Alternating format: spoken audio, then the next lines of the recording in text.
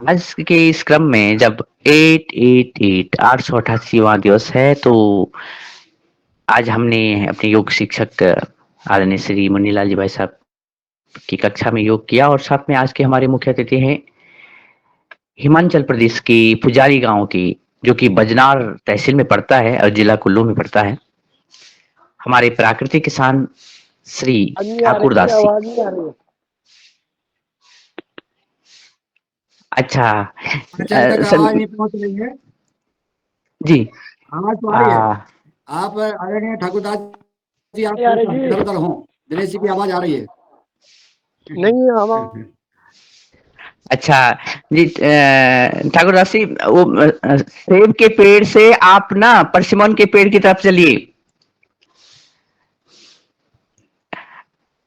आप सेब के पेड़ से परसिमन पेड़ की तरफ चलिएगा तो आवाज आएगी।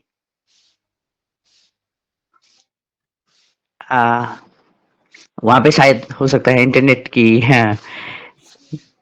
लचकता हो। और सर, अब अगर आवाज आ रही हो तो कट कट कर। वीडियो बंद रखिए ताकि आपको आवाज आएगी। हाँ, कट कट कर आ रही है। ठाकुर अच्छा, दास अच्छा। जी, आप जी, जी, जी। सर, तो अपना थोड़ा वीडियो थोड़ा ना रखिए। वीडियो घर बंद घर के जो आपका घर है ना, उसके आसपास आइए, वहां पे अच्छा नेटवर्क रहता है। घर के ऊपर चढ़ जाओ, ऊपर। उनके घर के ऊपर असल में वो है, स्लेट्स है ना, पत्थरों की स्लेट्स हैं और टीन है, तो उसमें तो न जाइए क्योंकि पर जी, जी, पर घर के, हाँ, ऊपर, घर के ऊपर ऊपर की तरफ जो खेत हैं उसमें जाइए, जो सीढ़ीनुमा खेत हैं। हाँ, जी। आदरणीय ठाकुरदास जी प्राकृतिक किसान हैं, और वो सेब, पुलम, परसिमन, नाशपाती आदि फलों का उत्पादन कर रहे हैं। साथ में दाल उगाते हैं, जो भी इस पहाड़ी क्षेत्र में होती हैं। स्ट्रॉबेरी लगाते हैं, और कुछ मात्रा में आप मिलेट्स उगाते हैं। इस सभी के बावजूद आज हम अपने मुख्य अतिथि जी से ये सुनना चाहेंगे कि आपके इस साल की फलों की फसल, फलों का उत्पादन कैसा रहा, क्योंकि इस समय तो बहुत बारिश भी हमने सुनी है। योगहार के सभी सदस्यों ने ये चिंता भी की है कि हिमाचल और उत्तराखंड के पहाड़ों में बहुत बारिश हो रही है। तो ऐसे में जबकि बहुत बारिश थी, तब फसलों का उत्पादन कैसे रहा, और जब फसलों का आपने उत्पादन लिया तो उसकी मार्केटिंग कैसे रही, इस पे आप चर्चा करने वाले हैं। तो आदरणीय, आप तक आवाज पहुंच रही हो तो आज आप अपने फलों के उत्पाद, इस समय के उत्पादन। आवाज नहीं आ ओ, रही है। जी, जी, जी, जी। सर, अगर हो सके तो एक एक बार लेफ्ट होकर के फिर जुड़ जाइएगा। जी दिनेश भैया, आप ना उनको फोन करिए, आप लेफ्ट हो जाइए, उनको फोन करिए, फिर बताइए। जी दिनेश भैया। जी, तब तक सभी सूक्ष्म व्यायाम करते रहिए, नहीं तो फिर प्राणायाम करते रहिए। और मुन्नी भाई साहब है ना, वो 2-3 दिन प्रवास में थे, तो परम पूज्य परमार्थ देव जी की कुछ बातें भी बताएंगे, क्या वो कैसे हुआ वहाँ का प्रशिक्षण शिविर। तो और फिर हम हमारे मुख्य अतिथि भी जुड़ जाएंगे। तो धन्यवाद बहन जी। और परम पूज्य हमारे माननीय मुख्य केंद्रीय प्रभारी पतंजलि पीठ हरिद्वार से भोपाल पधारे। एयरपोर्ट से भोपाल उनका आगमन हुआ। वहाँ से राज्य प्रभारियों के द्वारा, हम सबके द्वारा उनके आगमन पर उनका स्वागत किया, और वहाँ से लेकर के गंज बसौदा जिला विदिशा में 1 दिवसीय योग शिविर के लिए वह पधारे। रात में वहाँ विश्राम किया और सुबह 5 बजे से लेकर जी आ गए हैं। ठाकुरदास जी, अनम्यूट कर लें आप। अभी म्यूट हैं आप।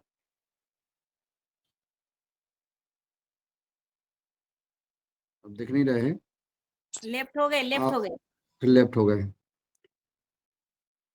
हाँ, तो फिर विदिशा में योग शिविर किया, 1 दिन का इंटीग्रेटेड योग शिविर, और जिसमें परम पूज्य स्वामी जी ने योग कराया, और योग कराने के बाद फिर संगठन की बैठक ली। परम पूज्य स्वामी जी परम सिद्धे आचार्य जी का जो अभियान है, गांव ग्राम समिति तक हमें गठन करना है। हर गांव में पतंजलि की एक समिति हो और एक जिले में 50 प्रखंडों में बांटी गई है जिला को, तो 50 प्रखंड समितियां हो जिले में, हर गांव में ग्राम समिति हो और हर तहसील में समिति हो, फिर जिले की समिति और फिर राज्य की समिति। इस प्रकार से संगठन का विस्तार किया जा रहा है। तो जो इस कार्यक्रम में जुड़े हैं हमारे व्यवहारिक परिवार में, जो अपने अपने राज्यों से जुड़े हैं, वो अपने राज्य में, जिले में। जी ठाकुरदास जी, अनम्यूट कर लें आप। जी ठाकुरदास सर, आप अनम्यूट कर हैं, आप लीजिएगा। म्यूट।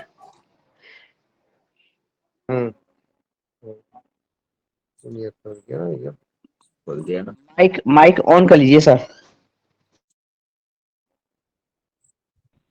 हेलो। हाँ सर, आ गए आ गए।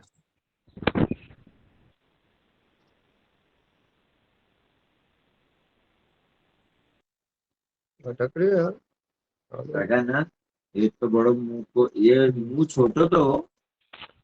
हेलो। आ जाइए ठाकुरदास जी, बोलिए। जी बोलिए बोलिए, आपकी आवाज आ रही है। हाँ जी सर, बोलिएगा, आपकी आवाज हम सुन रहे हैं।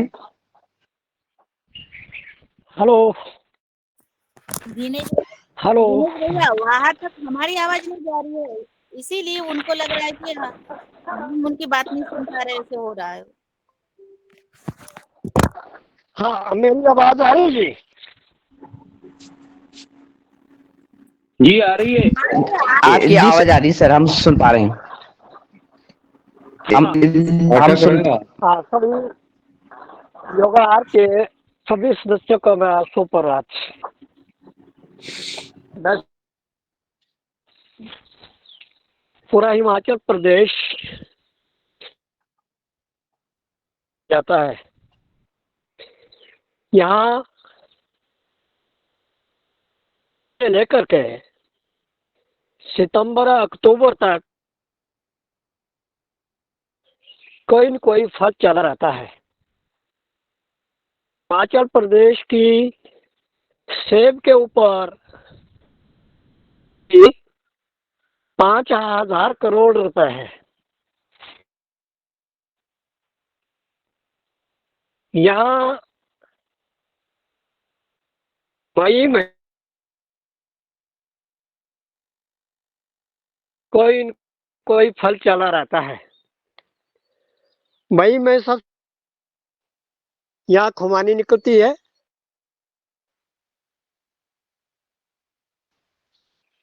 पलम,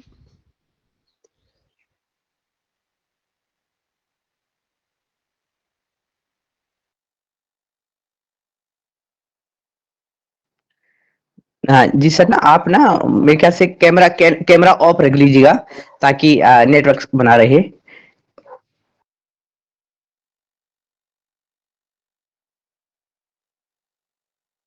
हेलो, दिख रहा जी? जी जी जी जी सर।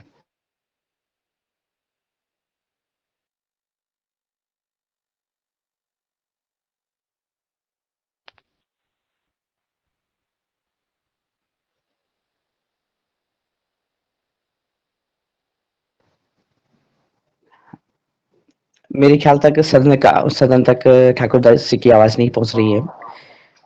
अगर कैमरा ऑफ करके ट्राई करते हैं तो शायद नेटवर्क थोड़ा अच्छा रहेगा।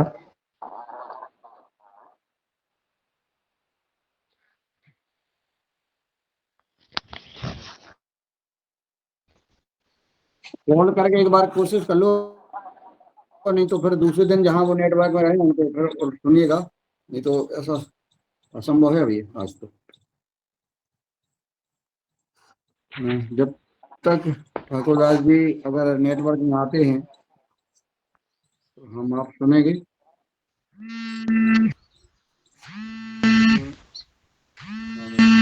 जैसा मैं बता रहा था कि परम पूज्य स्वामी जी आहार, जैविक खेती, प्राकृतिक खेती और हमारी आहार कैसा हो, इस पर प्रेस वार्ता भी हर जिले में कर रहे हैं और अपने योग शिविर में भाई बहनों को बता भी रहे हैं कि हमारा जीवन योग के साथ आहार अति आवश्यक है, कि हम प्राकृतिक जैविक खेती करें और हम सात्विक आहार लें। नशा मुक्ति अभियान, नशा मुक्ति के ऊपर, जैविक प्राकृतिक खेती के ऊपर, संस्कार और संस्कृति और शिक्षा के ऊपर, योग आसन प्राणायाम के ऊपर ध्यान दिया जा रहा है विशेषकर, और संगठन का विस्तार। अगर हमारा संगठन का विस्तार पूरा गांव गांव तक पहुंच जाएगा तो हमारा कोई भी कार्यक्रम, जब भी हम कोई भी कार्यक्रम हमारा मिलता है हम सरलता के साथ और प्रमाणिकता के साथ पूरा कर पाएंगे। इसलिए यह हमारे योगहर परिवार में जुड़े सभी राज्यों के जिलों के भाई बहन तहसीलों से हैं, वो अपने अपने यहाँ ये पतंजलि की समितियां गठित कर लें, ताकि हमारे जो चाहे वो प्रशिक्षण का कार्यक्रम हो, चाहे हमारे पीजीएस के कार्यक्रम हो, चाहे कोई भी कार्यक्रम हो, उनको हम आसानी से किया जा सकता है। जी ठाकुर दास जी, आप म्यूट हैं, अभी आप अनम्यूट हो जाएं।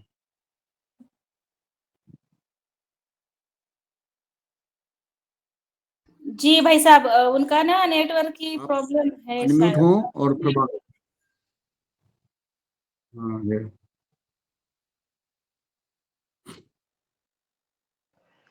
जी ठीक है जी आदरणीय भाई साहब, उनको अब अगली जारी बार रखिए। जी जो है जब वो नेटवर्क में रहेंगे खेती। जी जी जी, तो ये जो सभी परम पूज्य स्वामी जी से हमने निवेदन किया है कि सभी राज्यों में आपका प्रवास होता है, तो मैं चाहूंगा कि हमारे किसान भाई अधिक से अधिक उसमें कार्यक्रम में जुड़ें, संगठन में जुड़ें, और परम आदरणीय हमारे पवन कुमार जी का जो, या परम सिद्ध आचार्य जी के मार्गदर्शन में जो पवन कुमार जी का जो सपना है कि हम सब जो है हमारे प्राकृतिक जैविक खेती और जैविक प्रमाणीकरण के जो कार्य हैं वो गांव-गांव तक धरातल स्तर पर पहुंचे। तो मैं चाहूंगा कि आप लोग उसमें शामिल हों, सहभागी बने। जी ठाकुर दास जी बोलिए। वो हमेशा प्रयास करते रहेंगे, संवाद कर लें उनसे, दिनेश जी, वो परेशान रहेंगे बेचारे। उनको बता दें कि आज आप नेटवर्क में नहीं हैं, जब हेलो। नेटवर्क में हो तब हम आपको सुनेंगे, या उनको कल आमंत्रित करेंगे।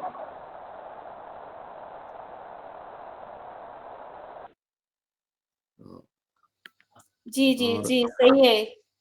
हमारे जो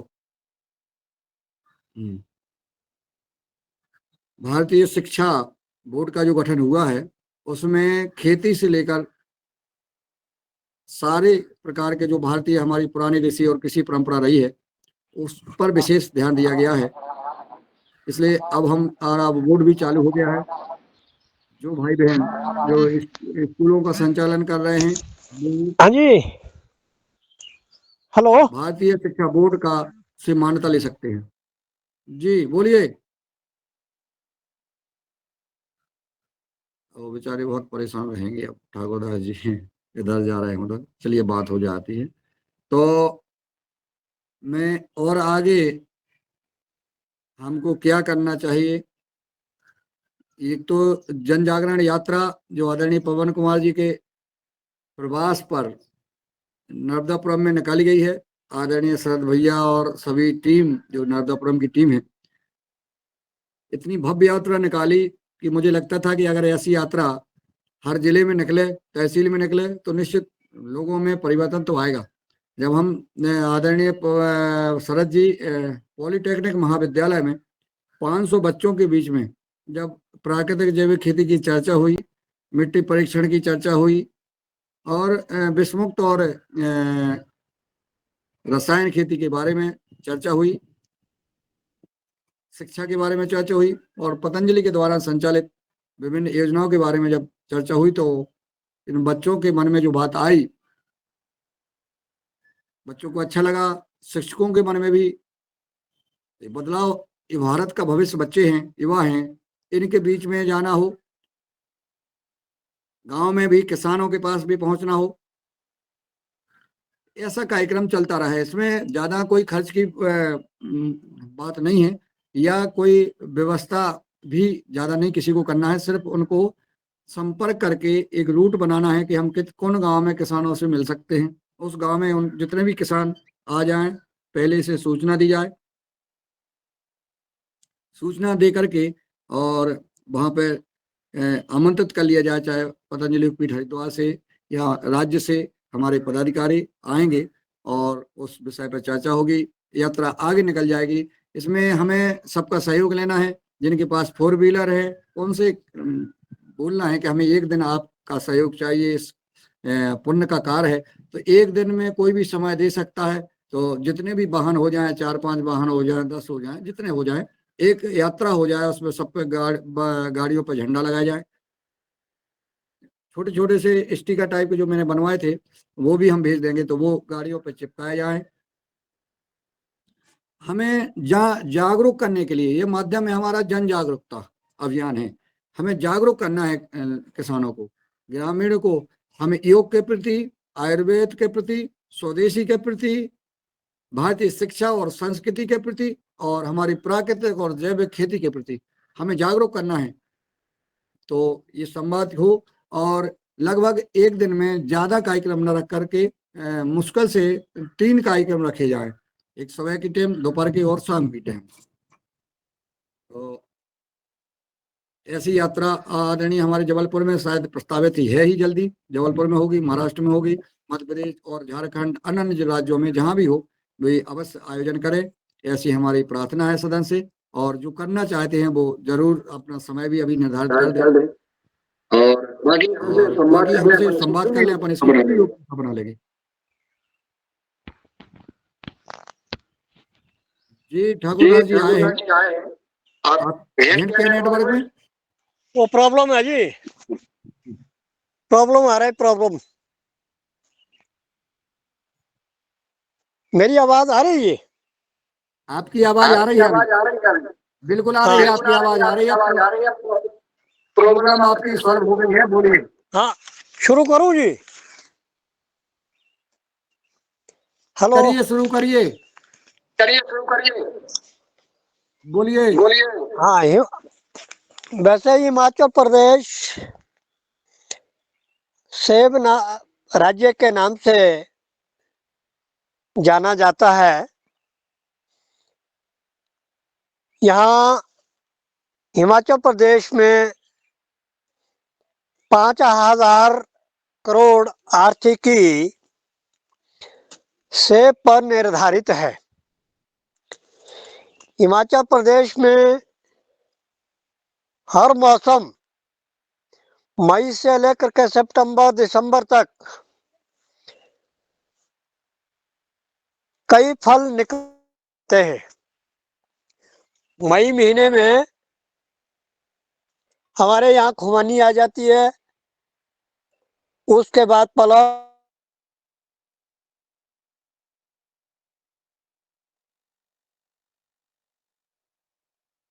उसके बाद नाशपाती। आप ये देख रहे होंगे पर से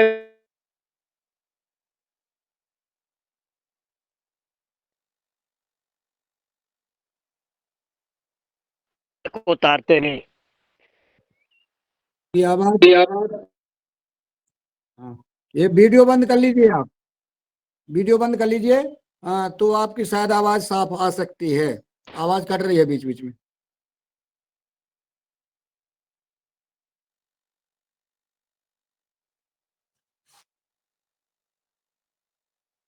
आवाज सदन को आ रही, मुझे नहीं आ रही। और हिमाचल सदन को आवाज आ प्रदेश रही क्या?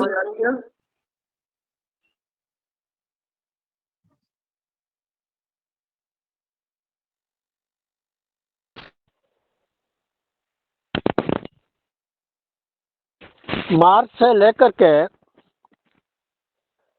सितंबर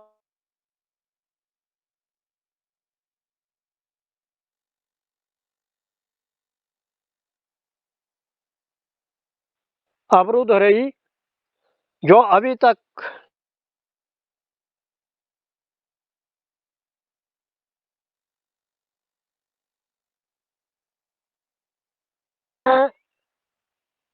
रोड के बंद होने की वजह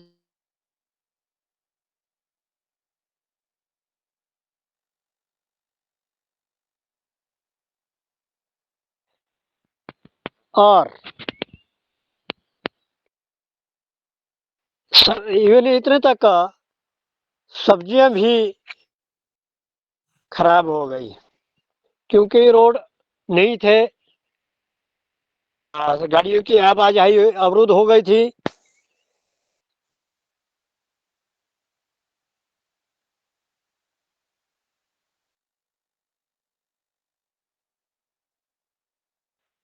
खत्म हो चुका था। फिर क्या सेब में भी सीजन जो है रोड बंद होने की वजह से बढ़ रहा। हाँ, हाइट का सेब चला था। उसमें भी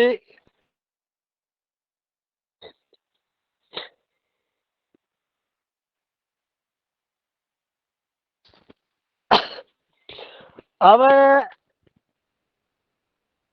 यहाँ पे किन्नौर में सेब है, स्पीति में सेब होगा। हमारे लो बेल्ट में सिर्फ जापानी फल है, परसिमन।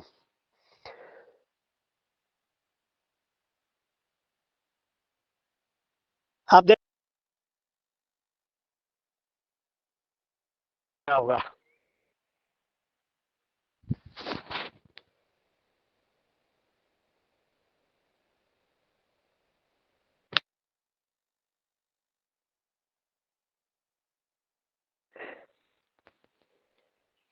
काफी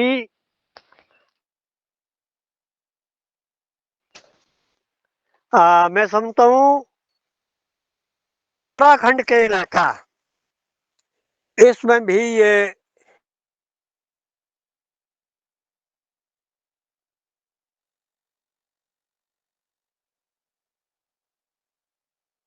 उत्तराखंड जाते हैं और उन लोगों को पता ही नहीं है परसिमन का।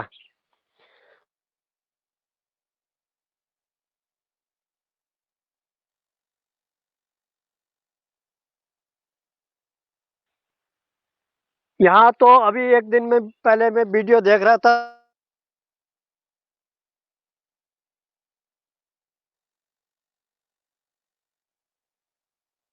जा रहा था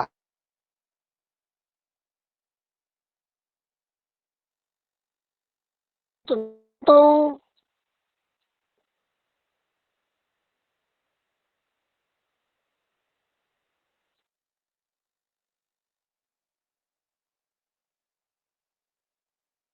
सेब जो है औसतन 25-30 रुपए किलो जाता है करके। वैसे तो 100-200 रुपए किलो जाता है, पर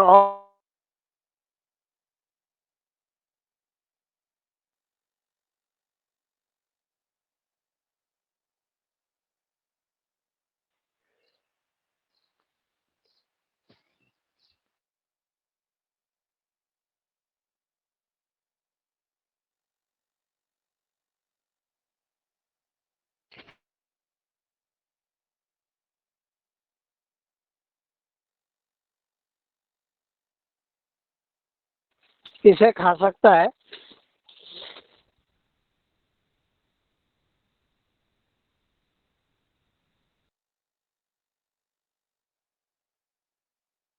अब ये लगभग 20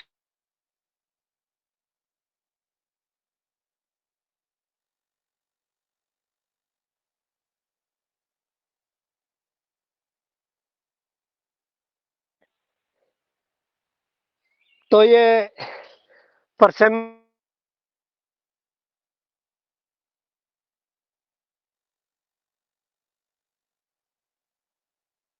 तब 1 ईयर जो है यानी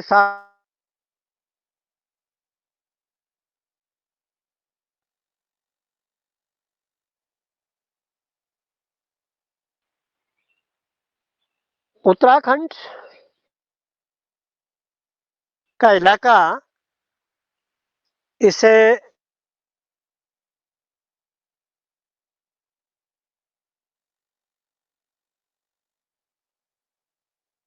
जहाँ तक रही बात पौध की, पौध हिमाचल प्रदेश में बहुत नर्सरियां हैं।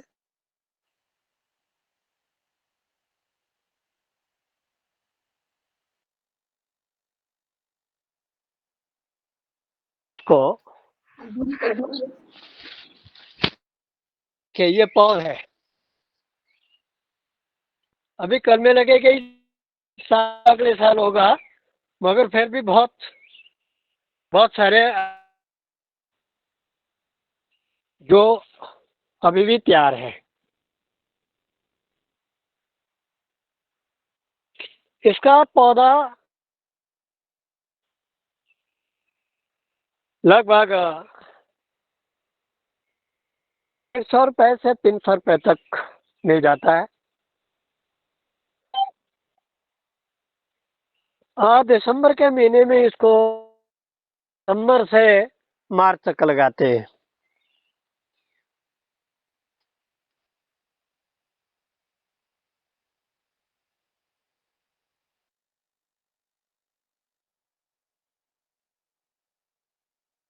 ये पौधा दिख रहा है, ये 1 साल पुराना, फिर बढ़ेगा ये। उसके बाद जब फल देता है पौधा,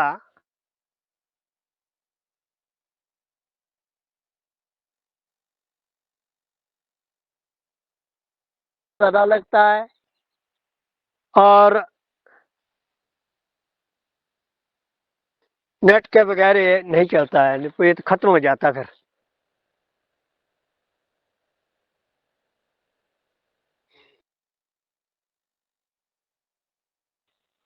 इसलिए इसमें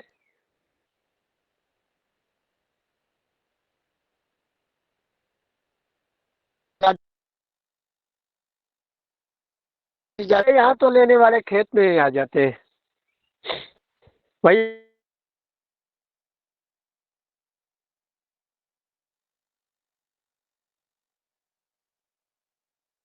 में ही पैसा मिल जाता है बगैर खर्चे के।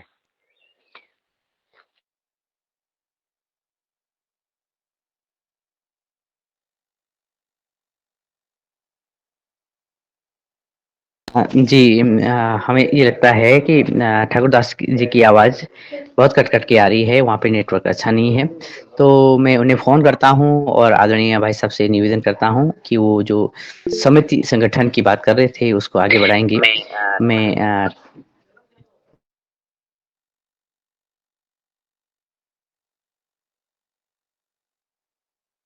हेलो, हाँ दिनेश सर, दिनेश जी सर, साहब, आपने हैंड राइज किया क्या? Hello hello. सर आवाज कट कट के आ रही है आपकी।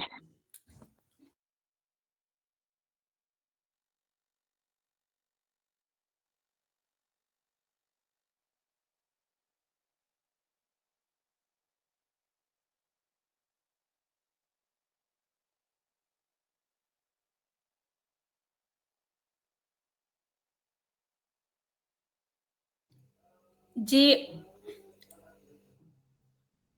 आदरणीय मेरा जी भाई साहब, आप कुछ कहना चाहते हैं? हैंड राइज किया है जी, स्वागत है। जी ओम, जी जी ओम, सदन को नमन।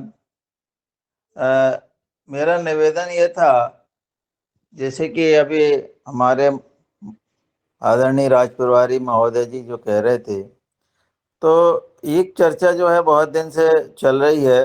जिस तरह से 625 योगाहार रब्दापुरम में हुआ, तो 925वां योगाहार कहीं न कहीं तय होना चाहिए, इस पर चर्चा की जाए।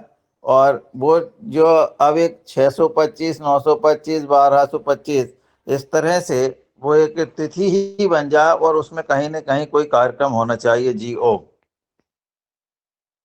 जी, धन्यवाद आदरणीय मेराज भाई साहब, बहुत सुंदर सुझाव, मार्गदर्शन आपने दिया, सजेशन दिया। आगे आदरणीय श्री मुन्नीलाल भाई साहब। जी भाई साहब, आप कंटिन्यू करिए। जी, आप तक आवाज आ रही है?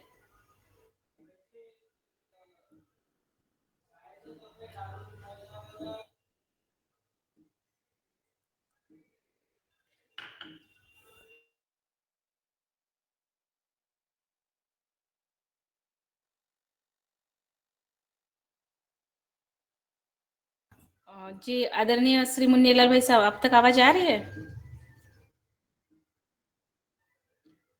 चलिए, वो आवाज नहीं जा रही है और हमारे मुख्य अतिथि जो ठाकुरदास जी की भी आवाज क्लियर नहीं आ रही है। तो आगे का लगता है जी नेटवर्क प्रॉब्लम है आज। जी जी जी जी जी, कोई बात नहीं सर, कोई बात नहीं, ठीक है।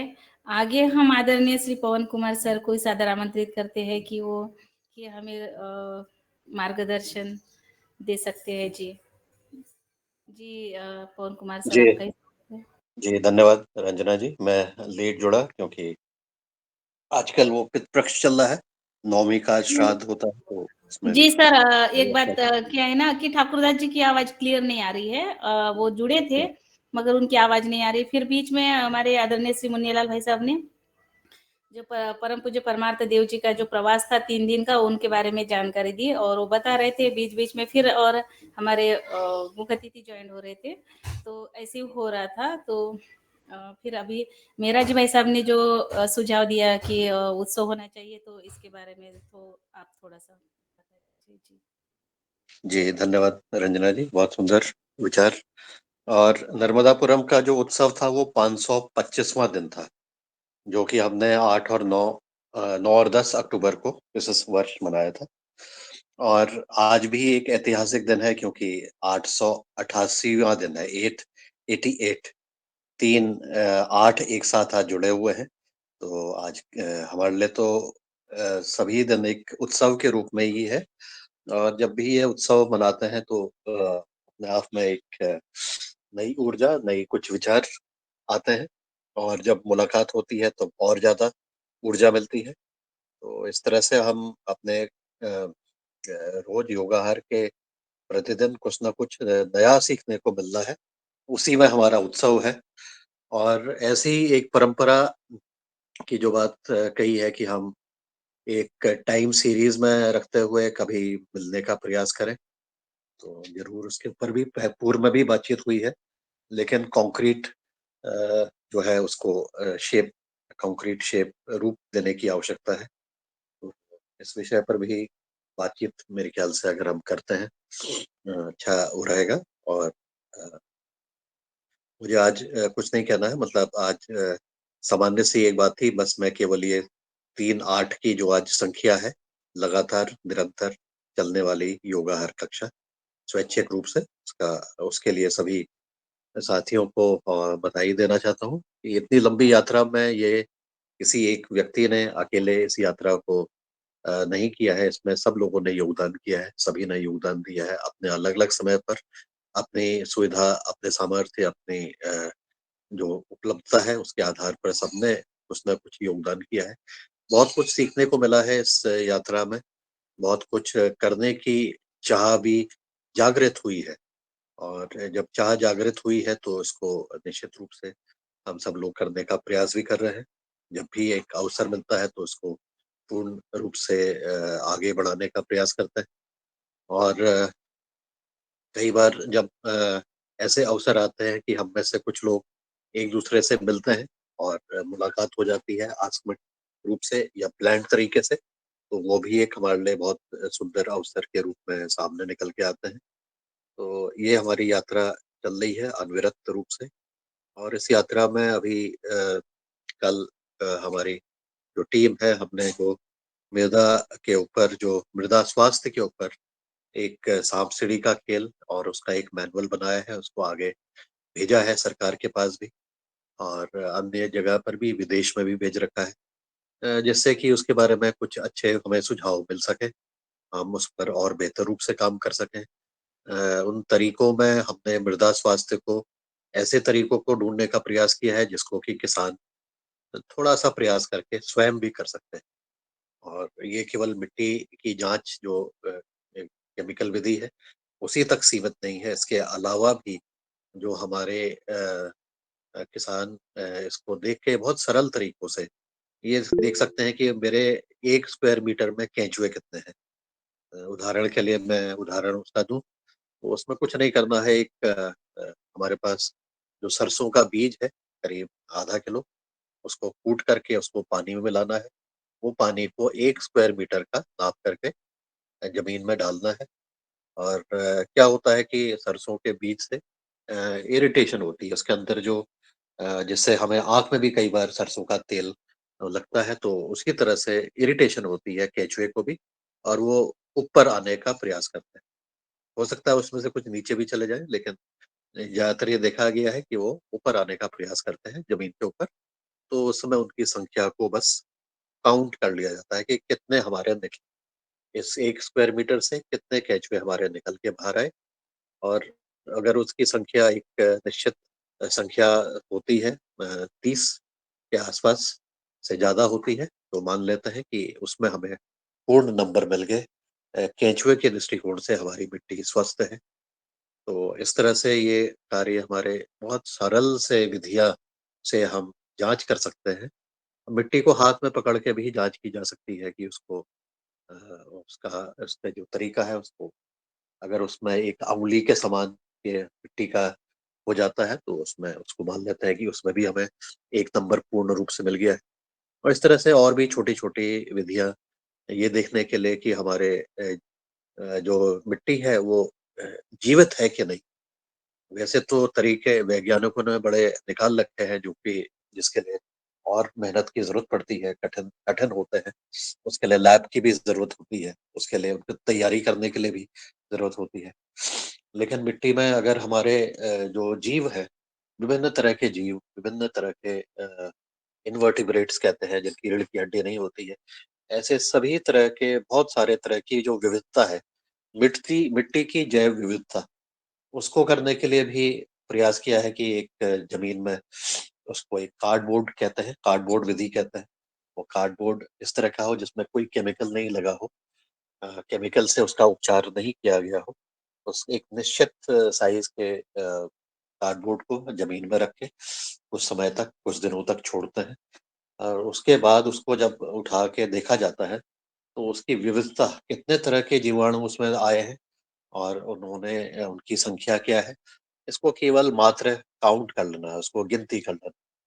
तो ऐसा करते हुए भी हम जान सकते हैं कि उसकी विविधता अगर ज़्यादा है तो हम अपने आप को 1 नंबर देते हैं, नहीं हुई तो अपने आप को 0 नंबर देते हैं।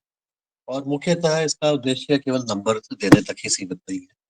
यह उद्देश्य है कि हम अपने मिट्टी की जो जैव विविधता है, मिट्टी की जो साँस लेने की जो क्षमता है, मिट्टी में केंचुए की संख्या है, मिट्टी में और जो जीवाणु हैं जिनको हम देख भी नहीं पाते हैं, उनकी भी संख्या में उचित वृद्धि हो सके। कोई ऐसा नहीं हो कि एक ही हावी हो रहा है। तो ये विविधता का जो ताना-बाना है, इसको समझने के लिए ये कुछ मैंने उदाहरण के रूप में ये विधियाँ बताई हैं, जो कि बड़ी सरल हैं। और बाकी केमिकल विधि से भी जो उदाहरण के लिए हमने सॉइल टेस्टिंग किट का उदाहरण दिया है, उसमें भी ये देखने का प्रयास किया है। उसको और सरल बनाने का प्रयास इस प्रकार से किया है कि अगर उसमें पोषण तत्वों की जो मात्रा है, पर्याप्त है या ज़्यादा है, तो उसको हम पूर्ण रूप से एक पूर्ण नंबर दिए जाते हैं। और अगर मात्रा कम है, तो अपने आप को ही हम फिर एक 0 का नंबर देते हैं। और इस प्रकार से ये 10 नंबरों का एक मैट्रिक्स बना रखा है। 10 तरीके अलग-अलग तरीके से मिट्टी की जाँच करके, स्वयं उसकी जाँच करके, अपने आप को नंबर देना है कि कहीं दूर से, कहीं बाहर से, किसी सरकार का, किसी संस्था का, किसी अन्य व्यक्ति का इंतज़ार नहीं करना है। अपनी जाँच स्वयं करते हुए, अपना आत्म-मूल्यांकन करते हुए, आत्म-मंथन करते हुए कि हम इसमें हम और क्या सुधार कर सकते हैं। इस तरह की विधियों के ऊपर ये जो मैनुअल बनाया है और सरल तरीके से मैनुअल बना है। इसके साथ इसको समझने के लिए, क्योंकि ये बड़ा ऐसा क्षेत्र है जिसमें कि बहुत ज़्यादा काम नहीं किया हुआ है, विशेषकर किसानों के लिए। लैब में बहुत सारे पेपर मिल जाएँगे, हज़ारों पेपर हमें उसमें रेफ़रेंस के रूप में साइंटिस्ट जर्नल में देश-विदेश के बहुत सारे पेपर मिले। लेकिन ऐसा कुछ भी हमें मात्रा नहीं मिली, जहाँ पर हम स्वयं किसानों को प्रेरित करें कि वो अपनी मिट्टी की जाँच स्वयं करें। मिट्टी के स्वास्थ्य के बारे में अपना आकलन स्वयं करें। मिट्टी की जाँच के आकलन करने के बाद वह स्वयं निर्णय लेने की क्षमता में अपनी वृद्धि करें कि अब मुझे क्या करना है? मुझे करना है कि नहीं करना है? क्योंकि हमने ये देखा कि हमने जब सॉइल हेल्थ कार्ड बाँटने का मतलब हमने सॉइल हेल्थ कार्ड दिए किसानों को, तो उसकी एक मानसिकता हमने देखी, पूरे देश में भी इस तरह से कई जगह पर देखने को मिला कि सॉइल हेल्थ कार्ड तो हो गया, मिल गया, सरकार ने भी मेहनत करके बना दिया, लेकिन किसान ने उसका उपयोग नहीं कर पाया। जो भी उसके कारण रहे हैं, उस कारणों पर नहीं जाएँगे। उसने उपयोग नहीं किया, उसने एक कोने में उसको रख दिया और उसके बाद कुछ समय बाद तो भूल भी गए। तो हमें अपनी मिट्टी अगर हमारी है, हम उसको धरती माता मानते हैं। हम अपनी मिट्टी से प्यार करते हैं, हम जैविक खेती और प्राकृतिक खेती करना चाहते हैं, तो उसको करने के लिए हमें स्वयं जब तक के प्रयास नहीं होंगे, हम दूसरे पर निर्भर रहने के लिए कहेंगे कि ये सरकार ने किया, नहीं किया, इसने ऐसा किया, इसने ऐसा नहीं किया।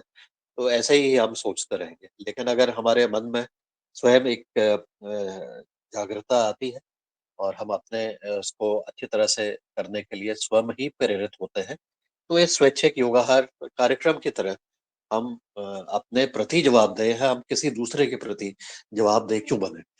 तो वो इन सब चीज़ों को रखते हुए ये साँप-सीढ़ी का निर्माण, जिससे खेल-खेल में लोग इसको सीखें, समझें, खेलें, बच्चों के साथ खेलें, स्कूल में करें कार्यक्रम, स्कूल के बच्चों के साथ करें। बच्चों के में जागरूकता ज़्यादा आएगी, उनको अच्छा लगेगा। उस चार्ट में नीचे की तरफ जितने भी तरह के कीड़ों की ब्रॉडली जिनकी जैसे वो दिखते हैं, तो उसकी चित्र भी लगाया गया है कलर में, जिससे कि उसका नाम भी लिख दिया गया है अंग्रेजी और हिंदी में। जिससे हमारे कोई भी व्यक्ति को उनको कीड़े मिले तो उनको पहचानने में ज़रा थोड़ी-सी आसानी हो जाए।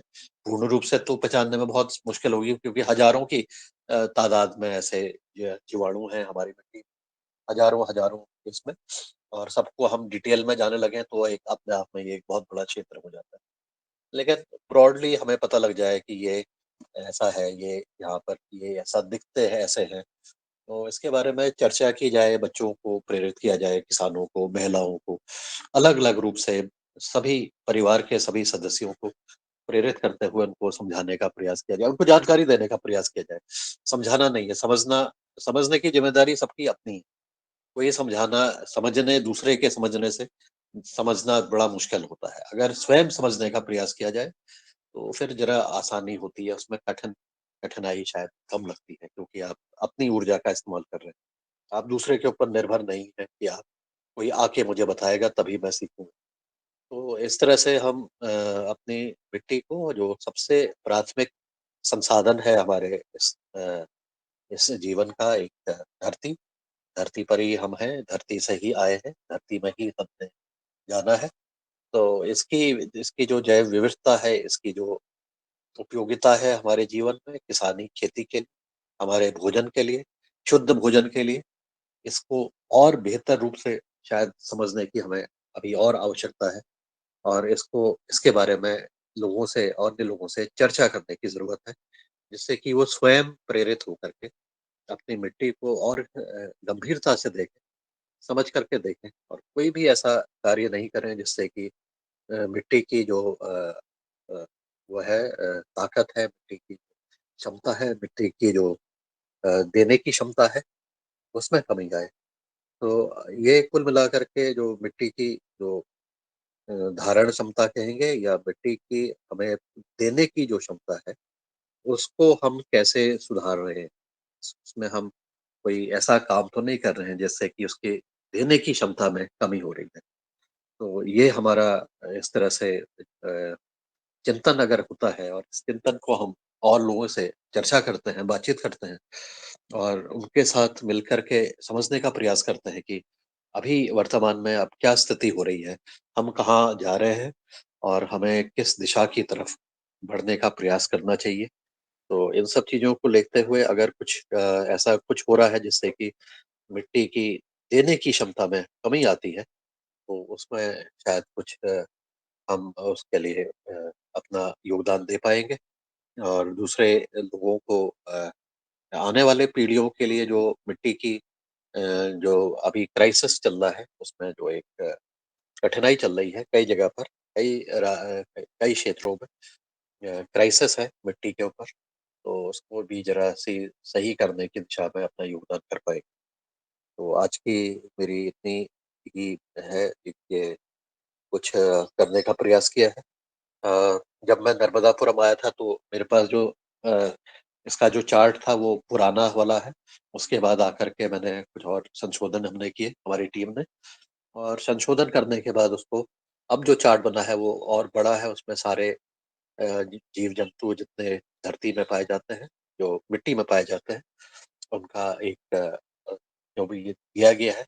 कुछ और विधियों को भी उसमें सम्मिलित किया गया है, जैसे कि उदाहरण के लिए कि हमारी जड़ों का विकास कितना हुआ है। तो प्रयास ये करना है कि जड़ों का विकास ज़्यादा से ज़्यादा हो, ऐसे तरीके निकाले जाएँ, जो जड़ें हमारी ज़्यादा रूट की उनका एरिया बढ़ जाए। और कई सारे किसानों ने अनुभव भी किया होगा कि हमारे जो जड़ें हैं, अगर वो ज़्यादा घनी होती, ज़्यादा अच्छी होती हैं, ज़्यादा बड़ी होती है, तो उसमें उत्पादन भी उतना ही ज़्यादा भी होता है। तो ऐसा भी कई लोगों का अनुभव है, उसके फ़ोटो भी है हमारे पास। अभी उसको फिर से एक और इसका एक वर्ज़न आएगा अभी साँप-सीढ़ी का, तो उसमें हम उसका चित्र भी डालेंगे, तुलनात्मक रूप से कि हमारी मिट्टी, हमारी जो जड़ें हैं, किसी एक फसल की, उसकी अच्छी विकसित और कम विकसित। अच्छी विकसित अगर हमारी जड़ें हैं, तो हम अपने आप को 1 नंबर दे देंगे, आधा नंबर दे देंगे। तो इस तरह से ये कार्य हमारा आगे निरंतर इसमें सुधार होते रहेंगे आने वाले समय में। और भी ऐसे सरल टूल, तकनीकें का विकास इसमें करेंगे, जिससे कि इसको आसानी से कोई भी कर सके।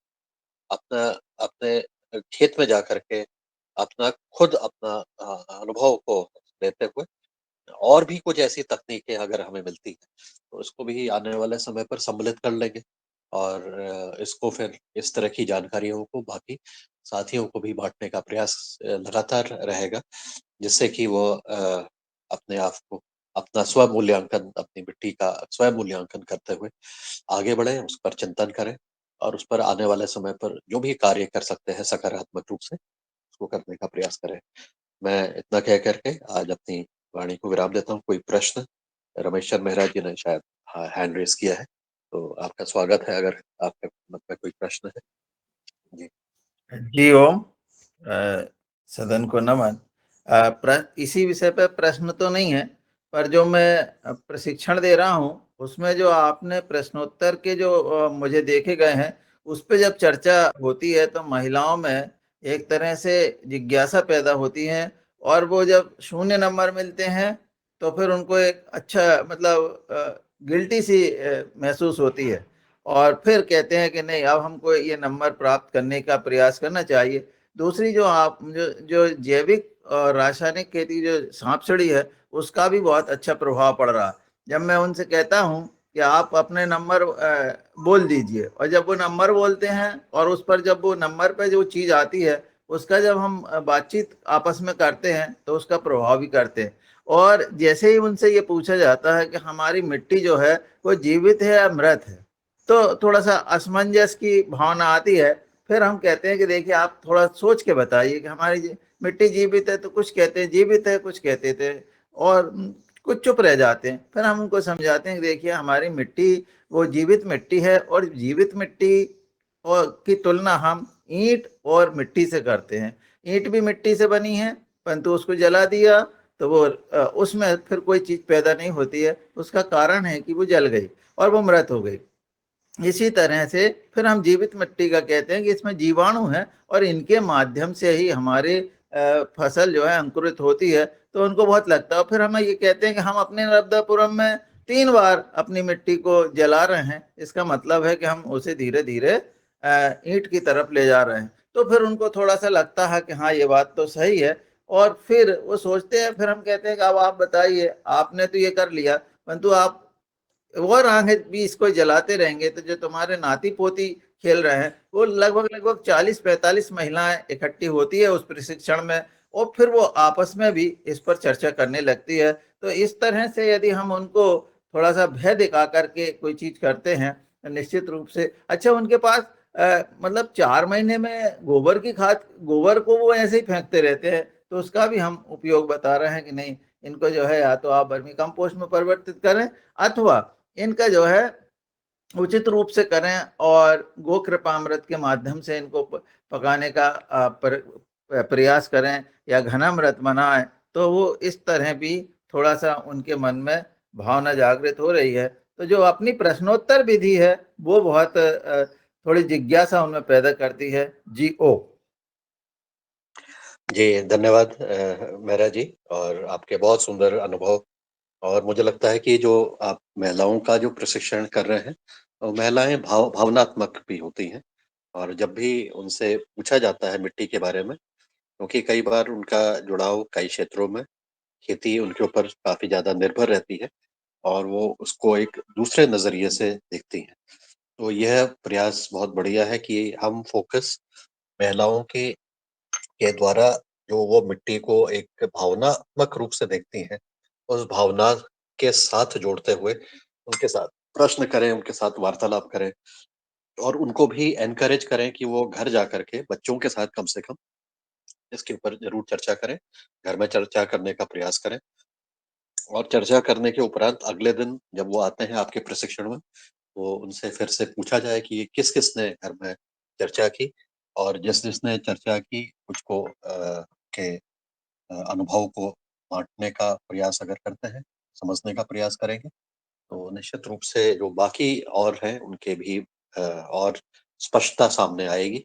और जो आपने कहा कि उन्होंने ग्लानि होती है या उनको ऐसा लगता है वो चुप रहते हैं, तो मन ही मन में कुछ सोच रहे हैं, तो उनकी सोच को जागृत करने के लिए बहुत अच्छा मेरे ख्याल से माध्यम है खेल-खेल के माध्यम से।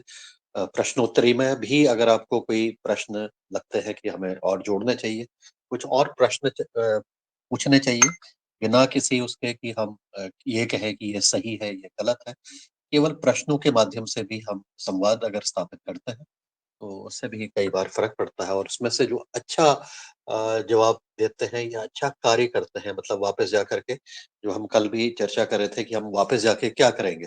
तो वापस जा कर के जो अच्छा कार्य करने का संकल्प लेते हैं, तो इस मिट्टी की जो सांप-सीढ़ी वाला जो हमने खेल बनाया है, उसमें मिट्टी के 4 संकल्प लिए गए हैं, और ये संकल्प में मुझे इसमें योगदान दिनेश सेमवाल जी ने किया है, उसको लिखने में और उसके बारे में चिंतन करने के लिए, तो उनका बहुत अभिनंदन है, बहुत धन्यवाद है कि उन्होंने भी योगदान इसमें देते हुए जब इसके ऊपर हम एक साझा समझ विकसित हो जाती है इस प्रशिक्षण के माध्यम से, किसी और माध्यम से, तो सबको साथ मिलकर के एक शपथ के रूप में उसको और ज़्यादा डीप करने का डीपनिंग ऑफ हमारी जो कमिटमेंट्स हैं या हमारे विचार, उससे ज़्यादा और गहनता बढ़ जाएगी। और उनसे भी कहा जाए कि आने वाले समय पर वो जब भी उनकी एसएचजी की मीटिंग होती है, जब भी उनके कोई ऐसी अवसर होता है जब वो मिलते हैं महिलाएँ, ये एसएचजी एनआरएलएम की अगर महिलाएँ हैं तो ये महीने में 1 बार, महीने में 2 बार ऐसे ज़रूर मिल रही होंगी किसी न किसी रूप में। तो उनको आप प्रेरित कर सकते हैं कि वो अपने जो हमारा एसएचजी की मीटिंग का जो प्रस्ताव पारित करते हैं, तो उसमें भी वो इस तरह की टिप्पणी ज़रूर लिख लें, जिससे कि वो डॉक्यूमेंट भी हो जाए कि हम मिट्टी को बचाने के लिए कृत संकल्पित हैं, उसके लिए हमारी सब बहनों ने चर्चा की, और उस पर हमने यह निर्णय लिया कि हम यह करेंगे। जो भी वो निर्णय लेते हैं उस पर हम ये नहीं कह रहे हैं कि उन्होंने यह निर्णय ही लेना है। वो अपनी परिस्थिति के अनुसार जो भी करना चाहें, उसके लिए वो न केवल चर्चा करें, बल्कि इसको थोड़ा-सा लिपिबद्ध भी कर लें। तो ऐसा मेरा अनुरोध है मेहरा जी से कि इस तरीकों को भी आप अपनाएँगे, तो ये चीज़ें धीरे-धीरे वो सेट होते जाएँगी, और जी इसमें सर। जी ये जो सर। चेतना है, वो चेतना और ज़्यादा बढ़ेगी। जी, जी। धन्यवाद। जी। जी। जी। जी सर। और किसी के कोई प्रश्न, सुझाव, कुछ विचार, हमें मार्गदर्शन करने की, हमें मार्गदर्शन देने की बहुत आवश्यकता है, क्योंकि हम कई बार हम लैब में बैठे रहते हैं, कई बार हम ऑफिस में बैठे रहते हैं, और बहुत ज़्यादा समय हम फील्ड में नहीं रहते हैं। मैं फील्ड में बहुत ज़्यादा नहीं जा पाता हूँ। तो इसमें हमें फील्ड से जो अच्छे विचार हैं, फील्ड के जो अनुभव हैं, वो अनुभव हमारे अमूल्य है, और अमूल्य अनुभव के आधार पर हम और चीज़ों को, अपने कार्यों को और परिष्कृत करने का प्रयास कर सकते हैं। ये मेरी सबसे निवेदन है कि अपने विचार हमें ज़रूर दें। जी ओम, शरद भैया ने जो प्रयोग किए हैं जी सर, वो भी यदि बताएंगे तो सदन को बहुत अच्छा लगेगा। जी ओम।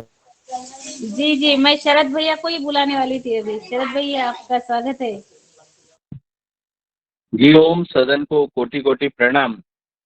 आज मैं बताना चाहता हूं कि जो कल मुख्य अतिथि बनेंगी सुमिता पंडित शास्त्री मैडम है, वो आज ज्वाइन है अपने इसमें, कार्यक्रम देख रही हैं, और कल का उनका रहेगा, कल वो मुख्य अतिथि रहेंगी।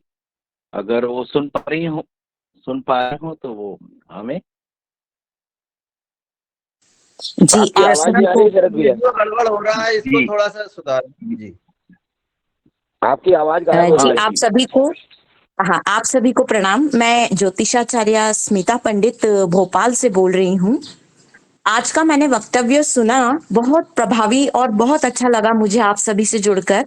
बहुत आनंदित महसूस कर रही हूँ, क्योंकि कहीं ना कहीं हम लोग कृषि प्रधान देश के नागरिक हैं, और हमारे पूर्वज जरूर कृषि के ही क्षेत्र में रहे हैं, और आज वर्तमान में भले ही इस क्षेत्र में नहीं है, लेकिन पूर्वज कहीं ना कहीं हमारे कृषि क्षेत्र से जुड़े हुए हैं। इसीलिए मैं समझती हूँ पितृपक्ष में मुझे आप सभी से जुड़ने का अवसर, ये पितरों की कृपा ही कहूंगी कि आप सभी से मुझे जुड़ने का अवसर प्रदान हुआ। और कल मैं अपना वक्तव्य आप सभी के सामने प्रस्तुत करूंगी, जिसमें ग्रहों और नक्षत्रों और दिशाओं को लेकर हमें किस वृक्ष को लगाना चाहिए और उनसे हमें लाभ प्राप्त करना चाहिए, यह मेरा विषय रहेगा। साथ ही बृहद संहिता को लेकर मैं अपना वक्तव्य प्रस्तुत करूंगी, जिसमें हमारे महर्षि वराहमिहिर ने बताया है कि कैसे हमें लक्षण दिखाई देते हैं मेघों को देखकर, बादलों को देखकर, और जो हमारे आसपास पशु पक्षी वातावरण पर्यावरण को देखकर हम ये अंदाजा लगा सकते हैं कि वृष्टि इस वर्ष कैसी होने वाली है और लाभप्रद रहेगी या नहीं। तो मैं कल आप सभी के रूबरू रहूंगी, और मैं अपने आप को बहुत भाग्यवान महसूस कर रही हूँ कि आप सबसे जुड़ने का मुझे अवसर प्रदान किया है शरद जी ने, और बहुत बहुत धन्यवाद है उनका। तो कल हम सभी मिलते हैं 7 बजे। आप सभी को प्रणाम है। जी मैडम, जी जी जी, बहुत जी शरद भैया, आगे जी। आप ही वार्ता करिए कि कल आ, आप बोल रहे थे ना। अभी चल रहा था मिट्टी। आ? जी जी जी, जी कल के बारे में मिट्टी बताइएगा। परीक्षण पे चर्चा चल। जी मैडम, जी जी बताता हूँ। कल मैडम बताएंगी कि कैसे पेड़ आपको कब लगाने चाहिए, और बहुत सारी जानकारियां कल बहुत अच्छी मिलने वाली है। तो मैं चाहता हूँ सदन में ज़्यादा से ज़्यादा लोग जुड़ें और उसका लाभ लें। और जो हमारे यहाँ पे जो यात्रा हुई थी पवन सर के साथ, वो बहुत विशिष्ट रही है, और हमारे जिले में काफ़ी मतलब तेजाई आ गई। आज मेहरा साहब बहुत सारी जगह जाकर जेबी की चर्चा कर रहे हैं, मिट्टी के स्वास्थ्य के विषय में चर्चा चल रही है। तो ये एक बहुत विशिष्ट बात है, जब कोई योगी या कोई मुखिया जब उस बागडोर को संभाल के आगे बढ़ाता है, तो काफी उसका प्रभाव क्षेत्र में फैलता है। हमने देखा है कि सभी लोग लगे हुए हैं। अभी ML गौर साहब, सभी जितने लोग हैं, सब अपने एरिया में जैविक की खेती को कैसे बढ़ाया जाए, इस लगे। मिट्टी के स्वास्थ्य के विषय में अभी मेहरा साहब ने 5-6 महिलाओं के जो 50-50 का ग्रुप है, उनको प्रशिक्षण किया। अभी रघुवंशी भैया ने 5-6 ग्रुपों को प्रशिक्षण किया। तो सभी लोग लगे हुए हैं कि ग्रुपों को कैसे प्रशिक्षण किया जाए, और खास करके महिलाओं को प्रशिक्षण किया जा रहा है। तो अगर किसी घर में महिलाओं को प्रशिक्षण किया जाता है, और महिला सीखती हैं तो वो पूरा घर, पूरा देश, पूरा प्रदेश सारा स्वस्थ होता है। तो मिट्टी के ऊपर काफी काम हमारे जिले में बहुत प्रगति से चल रहे हैं और उसकी जो तरीका बताया है, जो सांप सीढ़ी वाला सर जी ने, वो बहुत अच्छा है। बच्चे लोग उससे काफी अट्रैक्ट हो रहे हैं और बच्चों को काफी अच्छा, ऐसा कुछ स्कूलों से आया है। अभी पॉलिटेक्निक कॉलेज से फोन आया था कि साहब वो हमें वो चार्ट चाहिए, तो मैंने कहा साहब मैं करवाता हूँ उपलब्ध आपको। तो ऐसी चीजें आने लगी हैं। अब वो चार्ट बच्चों के लिए वो चाहते हैं कि हमें भी वो सांप सीढ़ी वाला चार्ट मिले। तो ऐसे चार्टों की हम लोग अभी सर से परमिशन लेके बनवाएंगे और इन स्कूलों कॉलेजों को उपलब्ध कराएंगे। शासन भी बहुत सारे कार्यक्रम यहाँ पे ऐसे कर रहा है, मिट्टी परीक्षण वाले, और जैविक के ऊपर काफी क्लस्टर लोगों की ट्रेनिंग्स चल रही हैं। बहुत सारे नर्मदापुरम में ऐसे ट्रेनिंग सेंटर्स चालू हो गए हैं छोटे छोटे, और गवर्नमेंट इस तरफ काफी ध्यान दे रही है। तो इसके लिए मैं बहुत पवन सर का साधुवाद कहेंगे कि जो जिन्होंने हमारे नर्मदापुरम में आके और एक हरी झंडी बताई, तो इससे बहुत ऊर्जा मिल रही है। जी ओ जी धन्यवाद, बहुत सुंदर आदरणीय शरद भैया। आगे आदरणीय श्री मुन्नीलाल भाई साहब को सादर आमंत्रित करते हैं और ये मंच भी उनकी तरफ प्रस्थान कर देते। जी आज आदरणीय पवन जी को सुना और उन्होंने सांप सीढ़ी में जो और बदलाव किया है, सुधार किया है, सांप सीढ़ी का प्रभाव और योगहार कार्यक्रम में जो सुझाव मिल रहे हैं, जो अनुभवी किसान अपना मार्गदर्शन देते हैं, वो किताबों में लिखे मार्गदर्शन से या पढ़ने से नहीं मिलता है सीखने को। जो अनुभवी किसान अपनी एक एक बारीकी से बारीकी व्यवहार को बताता है और वो हमारे किसान भाई उससे लाभान्वित होते हैं। योगाहार कार्यक्रम जो चल रहा है, ये आदरणीय पवन जी ने जो नाम दिया था योगाहार, इस पर लगातार चर्चाएं होने लगी हैं। इस योगाहार कार्यक्रम में जो हनुमान चालीसा का पाठ किया जाता है, आप लोग खुद देख लीजिए, समझ लीजिए कि योगाहार कार्यक्रम के हनुमान चालीसा के पाठ करने का प्रभाव देश में, अब स्कूलों में, अन्य कार्यक्रमों में हनुमान चालीसा का पाठ किया जाने लगा है। निश्चित इस आवाज देश में फैल रही है और हमारा काम जगाने का है। जो जनता जाग रही है, सनातन धर्म की रक्षा के लिए लोग आगे आ रहे हैं।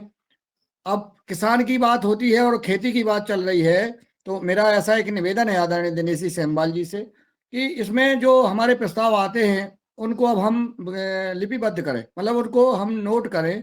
कोई भी प्रस्ताव आता है, जैसे आदरणीय मेहरा जी ने या आदरणीय शरद भैया ने या रामकृष्ण रघुवंशी जी ने या किसी ने कोई बात रखी है, तो हम उसको अब लिख लें और लिख करके उसका समाधान या उस पर विचार, या किसी ने प्रस्ताव दिया है कि हमें जन जागरण यात्रा निकालना है। कभी कभी हम जो है भूल जाते हैं कि आज हमने कोई प्रस्ताव दिया है और फिर आगे दूसरे विषय को ले लेते हैं। उस विषय पे हमें काम करना है। जब विषय आया था सांप सीढ़ी का, आदरणीय पवन जी ने उसमें तुरंत बदलाव किया है, वह एक्शन में आते हैं। हमें भी हर व्यक्ति को अब एक्शन में आना होगा। कोई भी प्रस्ताव आता है, बदलाव की बात, सुझाव की बात या सीखने की बात, तो वो हमें करना है। आदरणीय रमेश चंद्र मेहरा जी को मैं धन्यवाद देना चाहता हूं कि उन्होंने इस पर तुरंत कार्रवाई, जैसे ही मिट्टी परीक्षण को सीखा, आदरणीय तरुण शर्मा जी ने उत्तराखंड से मध्य प्रदेश पहुंचकर तीखड़ में जब प्रदीप राज वर्मा जी के यहाँ वो जब पढ़ा रहे थे, तो जैसा LKG के बच्चे को पढ़ाते हैं, इस प्रकार से हमारे सभी ML गौर साहब और सभी लोग पढ़ रहे थे और तरुण शर्मा जी पढ़ा रहे थे। जब आदरणीय पवन सर वहां बैठे थे, देख रहे थे हम कि एक एक विषय को लिखा जा रहा था और पढ़ा जा रहा था और सीखा जा रहा था प्रैक्टिकल करके। तो यह पढ़ाई, ऐसा प्रशिक्षण पतंजलि परिवार ही कर सकता है। और मैं तो कहना चाहता हूं कि अगर ऐसा प्रशिक्षण, ऐसे ट्रेनर बन जाएंगे, तो ये मिट्टी परीक्षण की जो बात लगातार आ रही है, तो वो उस कार्यक्रम में सफल होंगे। तो मैं आदरणीय पवन कुमार जी को बहुत बहुत साधुवाद देता हूं, पतंजलि किसान सेवा समिति परिवार की ओर से, मध्य प्रदेश की ओर से, कि आप किसानों के हित में इतना अच्छा कार्य कर रहे हैं। आपने वहां जाकर के और क्रांति ला दी है और जन जागृति हो गई है। जैसा शरद जी कह रहे हैं कि हमारे पॉलिटेक्निक के महाविद्यालय के साथ छात्रों के साथ कृषि महाविद्यालय पवारखेड़ा और भी अन्य महाविद्यालयों के बात जो संवाद किए जा रहे हैं आदरणीय शरद भैया से कि आप मेरे यहाँ कार्यक्रम नहीं करा दिया आपने, मेरे छात्रों को भी मिट्टी परीक्षण का प्रशिक्षण और प्राकृतिक जैविक खेती का प्रशिक्षण प्राप्त हो जाता, तो मैं निवेदन करूंगा कि इस प्रकार के कार्यक्रम होते रहें। आदरणीय पवन जी का जहाँ भी समय मिलेगा उनका मार्गदर्शन हम सबको मिलता रहेगा, और हम सब आपस में जो है जो हमारे ट्रेनर बन गए, जैसे रमेश चंद मेहरा जी मास्टर ट्रेनर हो गए हैं, आदरणीय ML गौर साहब भी हो गए हैं, और भी हमारे भाई जो जिन्होंने सीख लिया है या जो सीखेंगे वह बच्चों को मिट्टी परीक्षण का प्रैक्टिकल परीक्षण दे सकते हैं। सांप सीढ़ी का खेल भी हमें हर महाविद्यालय में, स्कूलों में दिखाने का प्रयास करना है, इसके लिए भी कार्यक्रम बनाया जाए। और आदरणीय मैं पवन जी से निवेदन करूंगा कि हमारे सांप सीढ़ी का जो खेल है और मिट्टी परीक्षण का और प्राकृतिक जैविक खेती की जो बात है वो स्कूलों तक पहुंचाने के लिए हम प्रयास करें, योजना बनाएं, और ये युवहार की जो यात्रा है ये निरंतर चलती रहे और ये आगे बढ़ती रहे। इन्हीं शब्दों के साथ मैं अपनी वाणी को विराम देता हूं, और मुझे बहुत प्रसन्नता हो रही है कि आज 888वां दिन है।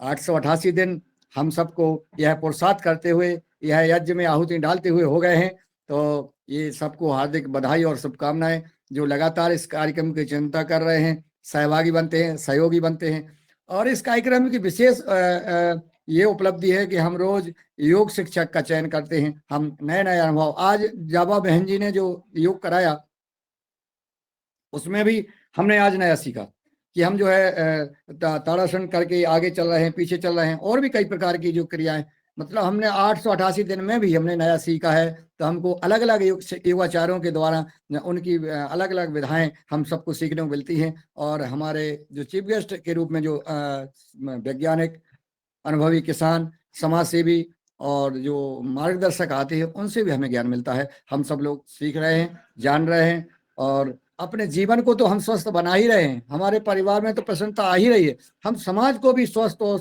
समृद्ध बनाने का प्रयास कर रहे हैं। तो आइए अब हम सब इस पे आदरणीय दिनेश जी से जो निवेदन किया है शायद वो सुन रहे हैं, और उनसे हम कमेंट चाहेंगे, और आदरणीय पवन सर से भी हम कमेंट चाहेंगे कि जो हमने प्रस्ताव रखा है, निवेदन किया है, उसको शायद मेरे निवेदन को स्वीकार करेंगे। और इसके बाद फिर कल्पना जी का जो हैंड रीच है तो फिर उनसे कमेंट ले लेते हैं। आदरणीय बहन जी, ओम।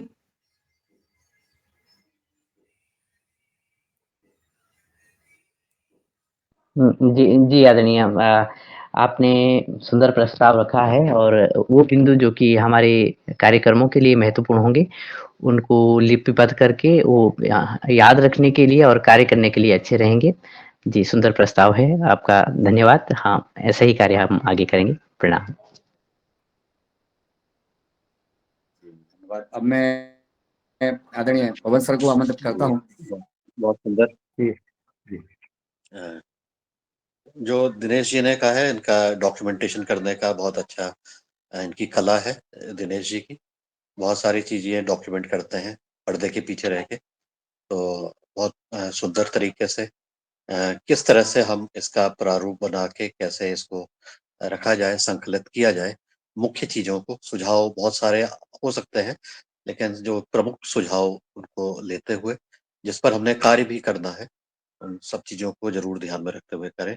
और आगे इस पर भी चर्चा हमें करनी चाहिए कि इस महीने हमारे क्या क्या प्रस्ताव आए, उस पर हमने क्या क्या काम किया, वो काम किसने किया, क्या उसके अनुभव रहे, कहाँ हमें सफलता मिली या असफलता मिली, और इसको और बेहतर क्या किया जा सकता है। इस तरह से हम इसका प्रारूप बनाते हुए और इसका नियमित रूप से अनुश्रवण, मॉनिटरिंग करते हुए हम अपने आप को आगे ले जा सकते हैं। और बाकी प्रश्न अभी हैं, हैंड रेज्ड है, तो एक एक करके उनको बुलाने का करें और सबसे विचार लेते हुए आगे बढ़ाएं। जी धन्यवाद सर। आगे आदरणीय गजानन पवार जी का हैंड राइज है, सर का स्वागत है। सदन को प्रणाम। ये मैं अभी 2-4-5 दिन के बाद में जुड़ता हूँ, इसलिए मैं क्षमा चाहता हूँ, क्योंकि मेरे भी सवेरे कुछ प्रोग्राम चलते हैं, जैसा काश्तकारों के फोन आना, ये तो उस वजह से नहीं जुड़ पाता कभी कभी। तो आज जुड़ा, तो ये सब्सिडी के बारे में तो उतनी कोई मुझे मतलब जानकारी नहीं है, तो मैं दिनेश जी से समझ लूंगा। लेकिन जब खेती की बात चली है, तो खेती में ये जो अपन खाद डाल रहे, तो उसमें जो मतलब अपना जो कूड़ा कचरा रहता खेती में निकलने वाला, तो उसको कोयले के स्वरूप में बदल के अगर 30% डाला गया, तो उसके बहुत अच्छे लाभ अपने मतलब खेती में या मिट्टी के सुधार में मिल सकते हैं। तो इसके बारे में काफी मतलब जो दुनिया भर में कोयला बनाने की जो भी सिस्टम है, जैसा ये राइसस का कैसा बनाना है, या फिर अपने आवाज आ रही है मेरी? जी जी आ आवाज रही आ रही है? आ रही सर आ रही। तो उसकी जो भी मतलब सरल विधि है बनाने की, और वो बना के अपने को 30% ही ये गोबर खत के साथ में या ऑर्गेनिक जो भी अपना मैन्योर निकलता है उसके साथ में लगा के उसको 2-3 महीने अगर अपन रखते हैं, तो मैंने अभी कपास पे उसका प्रयोग किया है, तो काफी बढ़िया उसके रिजल्ट आए हैं। तो मेरा कहना ये कि ताकि भाई इसके साथ में अपने को ये जो जिसको बायोचार बोलते हैं टेक्निकल भाषा में, तो बायोचार का 30 से 40% तक मिक्सचर एकदम ही आवश्यक है, क्योंकि उसके सिवा ये सब अधूरा रह जाता। तो मैं उसकी वीडियो दिनेश जी को या अपने ग्रुप में भी शेयर कर दूंगा।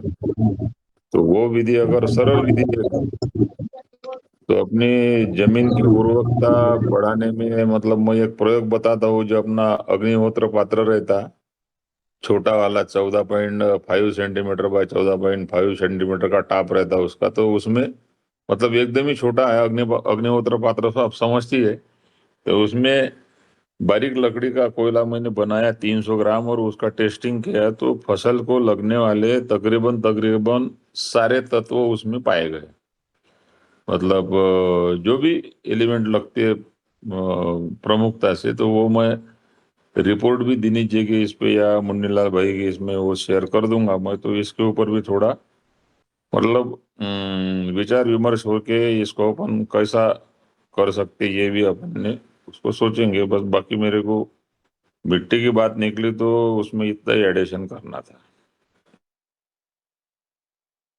जी आदरणीय, आपको एडिशन नहीं करना था, आपको आपका पूरा मार्गदर्शन चाहिए। और आप जो है जो अग्निहोत्र के बारे में आप कल तय कर लें या परसों अभी बात कर लेते हैं, तो आप पूरा मार्गदर्शन दें। और जो विषय पे अपनी चर्चा, जैसे आज मिट्टी परीक्षण पे चर्चा हो तो मिट्टी परीक्षण पे आप अपने अनुभव बताएं।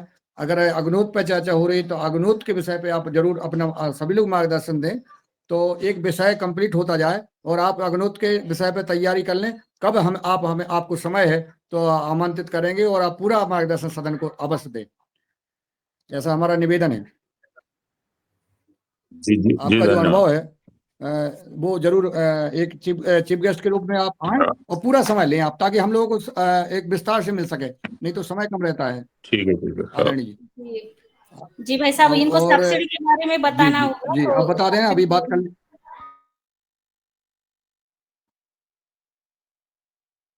हाँ, और आप कल्पना खोटले जी को आमंत्रित कर लो, और आदरणीय शर्मा डीडी शर्मा जी को। जी जी जी, कल्पना जी का स्वागत है।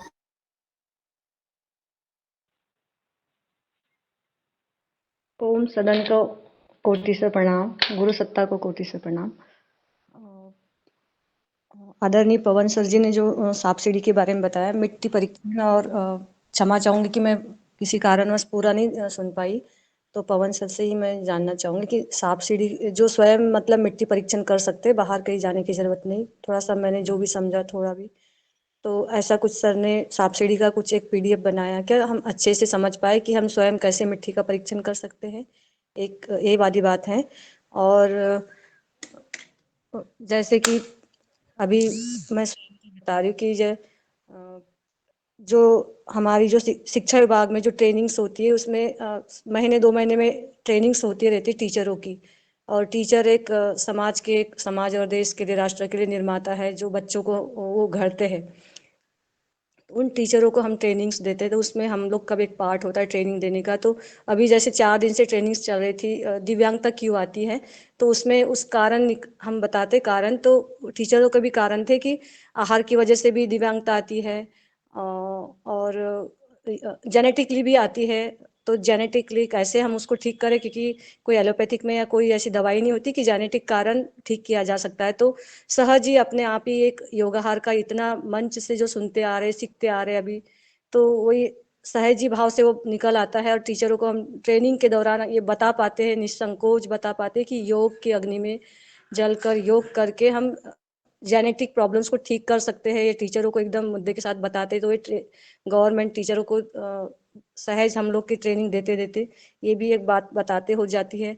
और दूसरी बात, आहार की जब निकलती है कि आहार की वजह से भी अभी जो बीपी, शुगर, अटैक जो बीमारियां आ रही हैं और जो दिव्यांगता आती, तो वो भी कैसे ठीक किया जा सकता है आहार अगर ठीक करे। तो हम उनको निसंकोच ये बता पा रहे हैं हम कि उनको कैसे वो जहर की थाली वो अपने परोसते हैं, कैसे अनाज में यूरिया जो भी डीएपी वगैरह जो डालते हैं, सल्फेट डालते हैं और कीटनाशक डालते हैं, उसके माध्यम से कैसे वो विष हमारी थाली तक पहुंचती है, वो सहज ही हम उनको बता पाते हैं, ताकि वो बच्चों को बताए। और वो उनको कैसे जमीन जितनी भी है उसमें एक बंदी अपने एक खेती थोड़ा सा अनाज अपने लिए कैसे लगाए। तो टीचरों के सवाल भी आते कि हम 4-5 साल मैडम जी हमने किया था, तो देखिए कि वो तो वर्मी कंपोस्ट से इससे उससे बहुत अच्छे पौधा का निर्माण हुआ, धान हुआ, लेकिन आयन समय पे वो कीट ऐसे लगे कि पूरी चौपट हो गई खेती, हमारा नुकसान हो गया। तो हम सहज एकदम दृढ़ता से बता पाते हैं कि आपने कहाँ गलतियाँ की होगी, आपने ट्रेनिंग्स नहीं ली होगी, आपने जैसे फेरामन ट्रैप लगा सकते हैं और शुरू से ही करना होता है, 15-15 दिन में करना होता है। 10 परनी, ब्रह्मास्त्र, निमास्त्र, ये सब चीज़ें बता पाते हैं, तो एकदम उनके वो शांत हो जाते हैं और वो मोटिवेट होते हैं, ये कृषि के लिए, जैविक कृषि के लिए मोटिवेट होते हैं। तो इस प्रकार से हम समाज में बता भी पा रहे हैं, ट्रेनर के रूप में थोड़ा सा तैयार हो रहे हैं। हमको भी और ट्रेनिंग लेने की ज़रूरत है। तो और मिलेट्स के ऊपर जो अभी 3 दिन से चर्चा हो रही थी, मिलेट्स के ऊपर भी हम थोड़ा थोड़ा बता पा रहे हैं कि उसके क्या उपयोगिता है, कैसे पकाया जाए, जैसे ज़्यादा पानी डाल के उसको ज़्यादा पानी लगता है, सब्जी ज़्यादा होना चाहिए। इस प्रकार से हम बहुत सारी चीज़ें स्पष्टता से बता पा रहे। तो हम धन्य हैं कि ये योगाहार प्रोग्राम में हम जुड़ पाए हैं, और धन्य है हमारा ये पतंजलि संस्थान। ओम जी, इन्हीं शब्दों के साथ मैं अपने शब्दों को विराम देती हूँ। ओम। जी धन्यवाद बहन जी, बहुत सुंदर। आप कार्य कर रही है, आपको साधुवाद। और आगे आदरणीय डीडी शर्मा जी ने हैंड रेस किया है जी। हाँ, स्वागत है आपका डीडी शर्मा जी। वैसे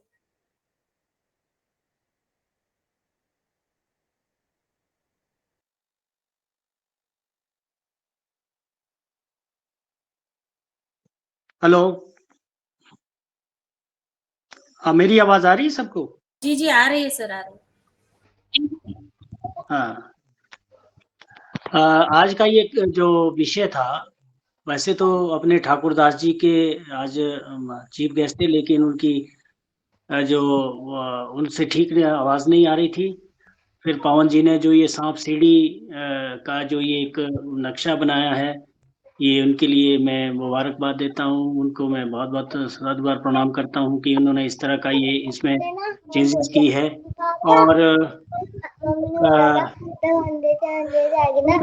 मेरा एक सुझाव है आदरणीय श्री पवन जी से कि इसको, अगर ये जो सांप सीढ़ी है, अगर आने वाले समय में ये एक जो कैलेंडर होता है किसानों के लिए हम वितरित करते हैं, इसको कैलेंडर में भी डाला जाए, तो वो सुबह शाम जो वो दीवार पे किसान अपने घर में लगाएगा, तो सुबह शाम उसको देखता रहेगा, उसके बारे में अध्ययन होगा, तो उससे भी एक अट्रैक्शन बनेगी, पूरा परिवार उसको देखेगा। कैलेंडर के साथ भी इसको जोड़ा जाए, तो मेरा ये सुझाव है। और साथ में मैं ये चाहूँगा कि जहाँ कृषि विज्ञान केंद्र है, इसका वहाँ भी प्रकाशन हो जाए तो बहुत अच्छा है। तो मिट्टी का जो मिट्टी के बारे में जो इन्होंने गुणवत्ता वाली बात की, मैं भी इसमें कुछ ऐड करना चाहूँगा कि अभी एक शोध में पब्लिश हुआ था अमर उजाला में इसी शोध का कोई पेपर छपा था, उसके बारे में यहाँ पर अमर उजाला में 12 अगस्त 2023 को ये पब्लिश हुआ था। तो उसमें कहा गया था कि जो दुनिया की 33% मिट्टी की गुणवत्ता है, उसका भंडारण पर खतरा है और हर साल जो है 2400 करोड़ टन उपजाऊ मिट्टी नष्ट हो रही है। तो ये रिसर्च सामने आया है और इसमें आगे कहा गया है कि जो 90% हमारे जो फंजाई है, जिसको हम कवक बोलते हैं, प्रजातियों का ये मिट्टी में सम्मिलित है, उसका ये घर है। इसके अलावा मिट्टी में यह बहुत बड़ी गुणवत्ता है कि जो हमारे इस धरती के जो 86% पौधे हैं, ये भी मिट्टी का ही इसका आसरा है और 44% जो हमारी बैक्टीरिया है, बैक्टीरिया का बहुत बड़ा रोल रहता है मिट्टी में। जितने भी हमारे बैक्टीरिया हैं वो बहुत ही उपयोगी है हमारे पौधों के लिए। इस धरती में जितने भी हमारे अवयव है, बैक्टीरिया ही सब कुछ काम करता है माइक्रोब्स को बनाने में। और साथ में इसमें एक और ही बहुत ही इंटरेस्टिंग बात है कि जो हमारे 90% जो प्रजातियां हैं, ये भी हमारी मिट्टी ही इसका आसरा है। ये वैज्ञानिकों द्वारा जो है ना, इसका शोध किया गया है। इसके बारे में जानकारी आप इसको देख सकते हैं। और ये कहा गया है कि जो हमारा जो उपजाऊ मिट्टी है, वो 33% मिट्टी जो है ना हमारे इसका ये खतरा बना हुआ है इसका भी।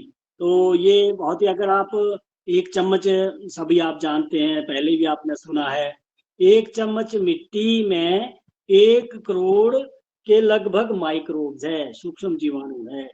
ये भी एक इंटरेस्टिंग बात जो है, हम जो है अपनी महिलाओं को जब भी हम मिट्टी में के परीक्षण के लिए उनको प्रशिक्षण देते हैं, उनको ये बात बताई जाए तो एक बहुत इंटरेस्टिंग सा ये विषय बन जाता है। तो मेरा मतलब ये है कि ये जो और ये साथ में, और इस शोध में ये भी छपा है कि जो हमारा जो मिट्टी का जो हर साल जो मिट्टी जो है 2400 करोड़ टन उपजाऊ मिट्टी जो है वो नष्ट हो रही है, या पानी के साथ बहाव में जा रही है, समुद्र में सम्मिलित हो रही है, या किसी अन्य कारणों से मिट्टी जो है वो प्रदूषित हो रही है, ना इसका नाश हो रहा है। तो हमें मिट्टी के संरक्षण की, सॉइल कंजर्वेशन जिसे कहते हैं, वो बहुत ज्यादा आवश्यकता है। और एक और रोचक बात आपको बतानी है कि जो हमारे पोषक तत्व है जो पौधे के लिए आवश्यक है, उसमें से हमारे जो 17 पोषक तत्व है, 18 पोषक तत्व, उसमें से 15 पोषक तत्व जो है मिट्टी से ही मिलते हैं। मिट्टी से मिलते हैं। जो 3 है, मतलब हाइड्रोजन, कार्बन और ऑक्सीजन, ये वातावरण से मिलते हैं। बाकी के सारे जितने भी पोषक तत्व है वो हमें इससे प्राप्त होते हैं, मिट्टी से। तो मिट्टी का बहुत ही बड़ा महत्व है और इनकी गुणवत्ता बनाने के लिए हमें जो है बहुत ध्यान रखने की जरूरत है। तो मेरा मतलब ये है कि आने वाले जो, और साथ में ये शोधकर्ता ने ये भी कहा है कि 27 सालों में जो है हमारी जो 90% मिट्टी है वो जो है उसको बहुत खतरा है। तो इसलिए हमें जागरूकता जो है लोगों के बीच बढ़ानी है। मिट्टी के बारे में, अगर हम जिस पे हम जी रहे हैं, जिसके हम रह रहे हैं, तो मिट्टी का बहुत बड़ा महत्व है। मैं पवन जी को बधाई देता हूं कि वो मिट्टी के बारे में, मिट्टी की गुणवत्ता के बारे में, मिट्टी के प्रशिक्षण के बारे में लोगों के लिए बहुत सारे ये कार्य कर रहे हैं। और तो आज का मेरा यही वक्तव्य है। तो सभी लोगों को नमस्कार, जय हिंद। जी जी, धन्यवाद सर, बहुत सुंदर मार्गदर्शन आपका। मिट्टी के परीक्षण पर आदरणीय पवन कुमार सर का बहुत ही सुंदर कार्य, मगर बहुत कल्पना जी का और गजानन पवार जी का भी शायद कहना था कि वो मिट्टी के परीक्षण पर हमारी वो सब्सिडी के बारे में जानकारी चाहते हैं। तो मैं आदरणीय पवन कुमार सर को सादर आमंत्रित करती हूँ। जी धन्यवाद, बहुत सुंदर सुझाव। और मैं ये मिट्टी का जो परीक्षण तो नहीं, लेकिन ये जो सांप सीढ़ी का जो कॉन्सेप्ट है उसको किस प्रकार से उपयोग में लाया जा सकता है, इस पर हमारी अभी तक के जो टीम की जो प्रयास है उन सबको करते हुए मैं अपने टीम को एक दिन सम्मिलित कराऊंगा इस योगाहार कार्यक्रम में। जिससे कि वो, क्योंकि इसको बनाने पर हमें कई सारे राउंड ऑफ डिस्कशन हमारे हुए और कई बार इसमें सुधार हुए हैं, कई बार, एक बार नहीं। हर एक शब्द जो लिखा गया है उसको बार बार उसको संशोधन हुए हैं। तो इसमें मेहनत लगी है हमारी टीम को काफी इसको करने में, चित्र बनाने पर, कहाँ पर क्या चीज रहेगी, और सब लोगों ने अपना योगदान दिया है। तो ये सारी कुछ टीम के सदस्यों को मैं योगाहार में सम्मिलित करते हुए एक दिन इसके ऊपर ही हम पूर्ण रूप से चर्चा और कैसे इसको खेला जाए और उसमें क्या क्या चीजें हमने सम्मिलित की है, क्या इसमें सुधार किए जा सकते हैं, ऐसे भी हमें विचार सबसे लेने हैं जिससे कि हम सुधार इसमें कर लें। जो कैलेंडर वाली बात आई है, मैंने पूर्व में भी कुछ समय पहले, मतलब अ, कुछ वर्ष पहले मैंने सांप सीढ़ी का खेल बनाया था और उसको एक A4 साइज का या B3 पेपर साइज में इसको बनाने का प्रयास किया। मुझे इसको अनुभव ये हुआ कि उसमें हम ज्यादा अपनी बात नहीं पहुंचा पाए क्योंकि शब्द बहुत छोटे हो जाते हैं। तो इस बार इसकी सारी सीमा को करते हुए, लांघते हुए, हमने इस बार जो सांप सीढ़ी बनाई अपनी, चाहे वो जैविक खेती और प्राकृतिक खेती वाली, वो 3.5 फुट बाय 2.5 फुट की। और अब ये जो सांप सीढ़ी हमारी मृदा परीक्षण की है, ये करीब 4 फुट बाय 4 फुट के आसपास की थी। इसको चार्ट में लगा के, इसकी कक्षा में लगा करके वो टीचर को इसके आधार पर वो बहुत सारे तरह से लोगों के साथ बातचीत कर सकते हैं, ऐसा मैंने अनुभव किया है। और मुझे दिख भी रहा है कि जिस प्रकार से रमेश चंद्र मेहरा जी ने उसको किया है, उपयोग किया है। और हमने भी, जब मैं नर्मदापुरम आया था, हमने भी थोड़ा सा दिखाने का इसका प्रयास किया। मुझे लगता है कि साइज बड़ा ही चाहिए क्योंकि उसमें हम फोटो भी डाली है, हमने फोटो डाली है अलग अलग तरीकों की, हमने शब्दों को बड़े साइज में रखा हुआ है, हमने शपथ भी लिखी हुई है इस तरह से कि कोई उसको मतलब पढ़ भी सके आसानी से। तो शब्दों में के साइज में बिना किसी कंजूसी के करते हुए हमने इसका साइज बड़ा कर दिया है। और मुझे लगता है कि जो ये बड़ा साइज में करने में लोगों को ये ज्यादा आकृष्ट करता है। अगर ये पेपर A4 साइज का पेपर हुआ तो बहुत छोटा उसका साइज हो जाता है, उसको बहुत ध्यान रखना पड़ता है। ऐसे करके हम एक बड़ा सा घेरा बना करके भी इसको खेल सकते हैं। तो इस तरह से ये इसका रहा है। और जहाँ तक कि कैलेंडर की बात है, मैं अभी पिछले वर्ष जो 2023 का कैलेंडर एक संस्थान ने बनाया था, उनके साथ मेरा संपर्क रहा। मैंने स्वयं अपने अपने लिए और अपने मित्र मित्र हमारे जो थे हमारे आसपास के, उनको देने के लिए मैंने 10 कैलेंडर्स उनसे मंगाए। और ये कैलेंडर की विशेषता यह थी कि ये सनातन धर्म के ऊपर आधारित कैलेंडर था। तो इस वर्ष का भी, अब आने वाले वर्ष 2024 अंग्रेजी वर्ष का भी कैलेंडर उन्होंने तैयार कर लिया है। और मैंने उनसे अनुरोध किया है कि इस बार ये कैलेंडर की जो खूबियां हैं, जिसमें सनातन धर्म, हमारी प्राचीन भारत का इतिहास, हमारी प्राचीनता, हमारे वैज्ञानिक पुराने जमाने के हमारे साधु संत वैज्ञानिक के रूप में जिन्होंने नई नई खोजें की हैं, वो जो कि इस 2024 के कैलेंडर का हिस्सा बनी हुई है, उन सब के बारे में एक जागरूकता और बताने के लिए हमारे योगाहार मंच में आए। तो आने वाले समय पर उनका भी हम उनके अनुभव को भी हम सुनेंगे और उनके कैलेंडर को भी के जो चीजें हैं उसको देखने का प्रयास करेंगे। तो अभी मुझे वो समय देने वाले हैं, जैसे ही उचित समय होगा तो हम कैलेंडर के माध्यम से, क्योंकि कैलेंडर एक ऐसी चीज है जो कि हमारे घर में है, रोज हम उसको देखते हैं, रोज हम देख करके उसमें कुछ ना कुछ उससे प्रेरणा भी लेते हैं।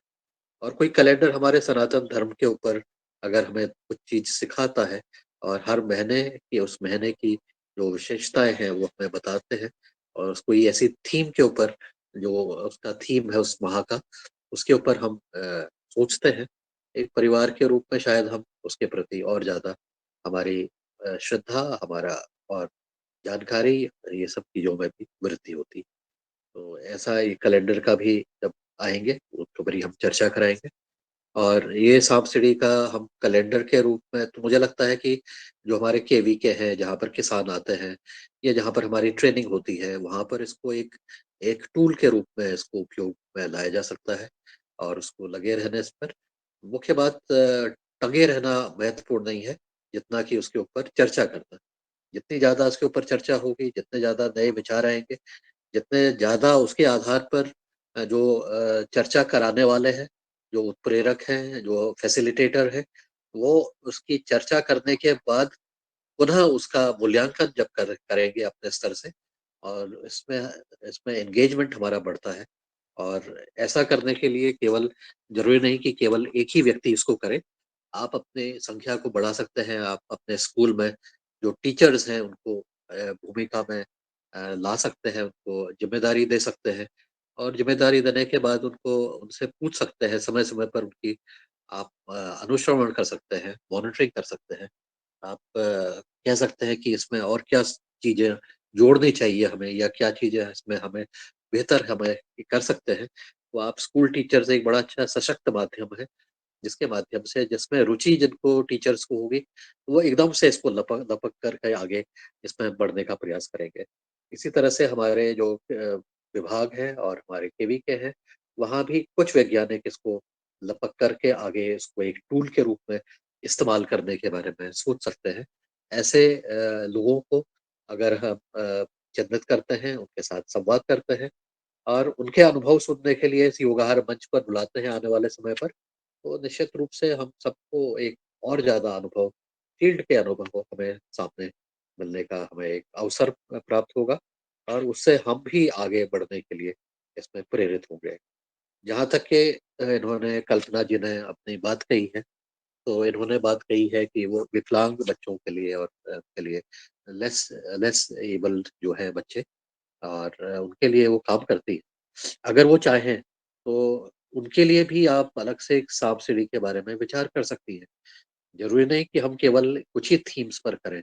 मुझे लगता है ये थीम्स ऐसी हैं कि इसमें हम किसी भी रूप में, आप इसके बारे में विचार करके अपने पॉइंट्स बनाइए। अगर लगता है कि इसमें हम आगे काम कर सकते हैं, तो हम लग करके उसमें उसकी थीम बनाते हुए एक आपके जो काम है उसके लिए भी मैं मदद करने के लिए अपनी तरफ से पूर्ण रूप से प्रतिबद्ध हूँ। और जहाँ तक कि इसमें जितनी क्रिएटिविटी आप लाएंगे, जितनी ज़्यादा चीज़ों को आप ऐसे रखेंगे जिससे कि जो हमारे बच्चे हैं वो अट्रैक्ट होकर के उनके अंदर कुछ ऐसा चीज़ डेवलप हो सके, जिससे कि वो अपनी चीज़ों को और अच्छी तरह से समाज के सामने ला सकें। अपनी उनकी जो प्रतिभा है, और जो चीज़ें उनके लिए कठिन है करना, उसको करने में जो भी चीज़ें सहायक हो, और उसको वो सीढ़ी के रूप में ले सकते हैं। जो चीज़ें उनको नहीं करनी है, उसको वो साँप के मुँह के रूप में ले सकते हैं। और भी कोई चीज़ आप विज़ुअल उसमें डालना चाहें, तो विज़ुअल्स को आप उसमें चित्रित कर सकते हैं। और इस तरह से आप एक नई तरीके से इस चीज़ को आगे ले जाने के लिए अपना काम कर सकते हैं। तो हम किसी भी थीम को लें जो कि हमारे लिए प्रासंगिक हो, उसको हम खेल-खेल में सिखाने का प्रयास करें, और खेल-खेल में सीखने के बाद हम उसको उपयोग में भी लाने का प्रयास करेंगे। तो ये जागरूकता बढ़ाने के लिए और इस काम को आगे करने के लिए एक हम सबकी एक सामूहिक प्रयास के रूप में एक सबका योगदान रहेगा एक समाज को बेहतर बनाने के लिए। जी, बहुत-बहुत धन्यवाद। जी सर जी, ओंकार नाथ बहुत जी। जी, जी जी, जी। कल्पना जी, आप कुछ कह रही थी? जी, हम ज़रूर अपने जॉब में ये प्रयास करेंगे सांप सीढ़ी का, जैसे कृषि के लिए सांप सीढ़ी का महत्व है, उसी प्रकार से हमारे दिव्यांग बच्चों के लिए भी सांप सीढ़ी का, कि उनको अचीवमेंट के लिए, आगे बढ़ाने के लिए, समाज के लिए ये कार्य करेंगे और इसका सहयोग लेंगे आपसे। इस बात के लिए बहुत-बहुत धन्यवाद सर। जी, जी, धन्यवाद। ओंकार नाथ जी, आपके कोई हैंड रेज़ है? जी ओंकारनाथ भैया। जी नमस्कार सर। जी जी नमस्कार सर। सर माफ़ी चाहते हैं कि अभी तक अभी भी हम नहीं समझ पाए कि सांप सीढ़ी है क्या। सांप सीढ़ी तो ऐसे जानते हैं कि एक लूडो खेल होता है, उसमें सांप सीढ़ी होता है। जी, जी, जी। वो उसी उसी थीम अभी पर इसका आप मतलब किसानों से क्या मतलब है, इसका क्या तात्पर्य है, कैसे किसानों के लिए जी, जी, जी। कैसे किसानों के लिए लाभप्रद है, थोड़ा सा जानना चाह रहे हैं ये। जी, जी। देखिए, ये जो है ये मैंने कल भी शायद कहा था। अब मैं और उस चीज़ को मैं दोहराना चाहता हूँ कि हमें अपना किसानों के साथ संवाद करने की जो तरीके हैं उसमें सुधार लाने की आवश्यकता है। इस चीज को ध्यान में रखते हुए हमने यह प्रयास किया और यह इसमें रिफाइनमेंट हुआ इस प्रयास में कई बार कि हम खेल खेल में कैसे संवाद करें, खेल खेल में हम कैसे सीखने का प्रयास करें। जो व्यक्ति सीखना चाहते हैं और जो व्यक्ति अभी तक के अनभिज्ञ हैं उनको उनकी मानसिक उसमें किस प्रकार से परिवर्तन किया जाए। तो बड़ा सिंपल सा खेल जो कि सांप सीढ़ी जैसे लूडो का होता है, लेकिन ये इसका साइज जैसे मैंने कहा कि इसको हमने बड़ा कर दिया है। तो ये चेतना को बढ़ाने के लिए कुछ चीजें ऐसी होती है जो सकारात्मक होती है, जो हमें ऊपर ले जाती है। वो सीढ़ी के जब वहां पर पहुंचते हैं, जब हमारी गोटी वहां पर पहुंचती है, तो हम उस चीज पर हम पहले चर्चा भी करते हैं और ये कहते हैं कि ये संख्या नंबर 5 से या संख्या नंबर 25 तक ये पहुंच गए हैं क्योंकि उन्होंने ये सकारात्मक चीज की है।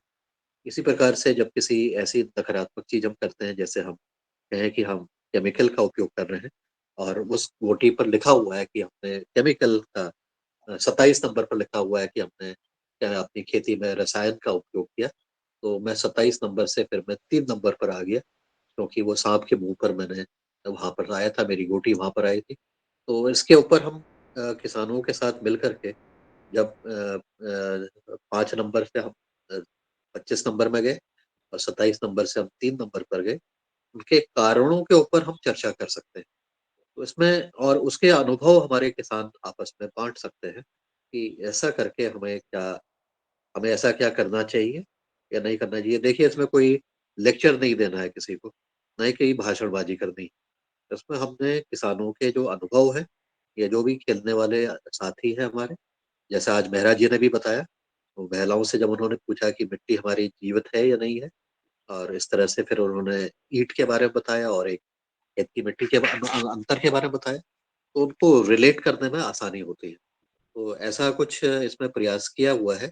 जैविक खेती और प्राकृतिक खेती की सांप सीढ़ी का खेल अलग है और ये मिट्टी के ऊपर मृदा स्वास्थ्य के ऊपर जो सांप सीढ़ी है उसके ऊपर प्रयोग करके उसका थीम अलग है, उसकी उसमें भिन्नताएं भी अलग अलग है। और मेरे इस काम को करने के लिए जैसे दिनेश जी ने भी बहुत सहयोग किया है। कोई चीज मेरी छूट गई है ये संक्षेप में बताने के लिए। और जैसा मैंने बताया, ये सांप सीढ़ी जो हमारे मृदा स्वास्थ्य के ऊपर है, उसके लिए मैं अपनी सारी टीम को जो हमारे लोगों ने मिलकर काम किया है उनको भी एक दिन बुलाएंगे इस योगाहार कार्यक्रम में और वो विस्तार पूर्वक इस चीज को और डिटेल में बताने का प्रयास करेंगे। कोई चीज अगर मेरे कहने छूटी हुई है जो मैं तुरंत कम शब्दों में बताना चाह रहा था, तो दिनेश जी आप भी अपनी बात कह सकते हैं। जी सर, धन्यवाद। जी सर, आपने कम शब्दों में संपूर्ण बात कही और आदरणीय हमारी सदस्य का प्रश्न ही था, तो उस पे आपने पूरा कहा है। मुझे तो बस यही कहना है कि हमने असल में जो ये सांप सीढ़ी यानी मृदा स्वास्थ्य के लिए सांप सीढ़ी का खेल है, इसको सबसे पहले तो अपनी खेत की मिट्टी को, अपने खेत को समझना है और जैसे आदरणीय सर ने कहा है कि हम क्या करना चाहिए और क्या नहीं करना चाहिए। क्या हम सही दिशा में जा रहे हैं अपनी जैविक खेती, प्राकृतिक खेती के माध्यम से, या अपनी मृदा स्वास्थ्य की दृष्टि से आप जो क्रियाकलाप हैं उसको सही करने जा रहे हैं, या फिर हम फिर जहाँ से शुरू कर रहे हैं वहीं वापस आ जाएंगे। क्या ऐसा तो नहीं है? तो हम जो काम करने जा रहे हैं उसको कहीं जोखिम मोल तो नहीं रहे, कहीं रिस्क मोल तो नहीं ले रहे हैं, ऐसे रिस्क जिसपे हम एक अच्छा रास्ता हमने बनाया और बीच में हम फिर वापस आ रहे हैं, कहीं ऐसा तो नहीं है? तो ये सांप सीढ़ी या ये मृदा स्वास्थ्य सीढ़ी हमें यही सिखाएगी। इसीलिए असल में ये एक खेल है, ये कोई जटिलता नहीं है।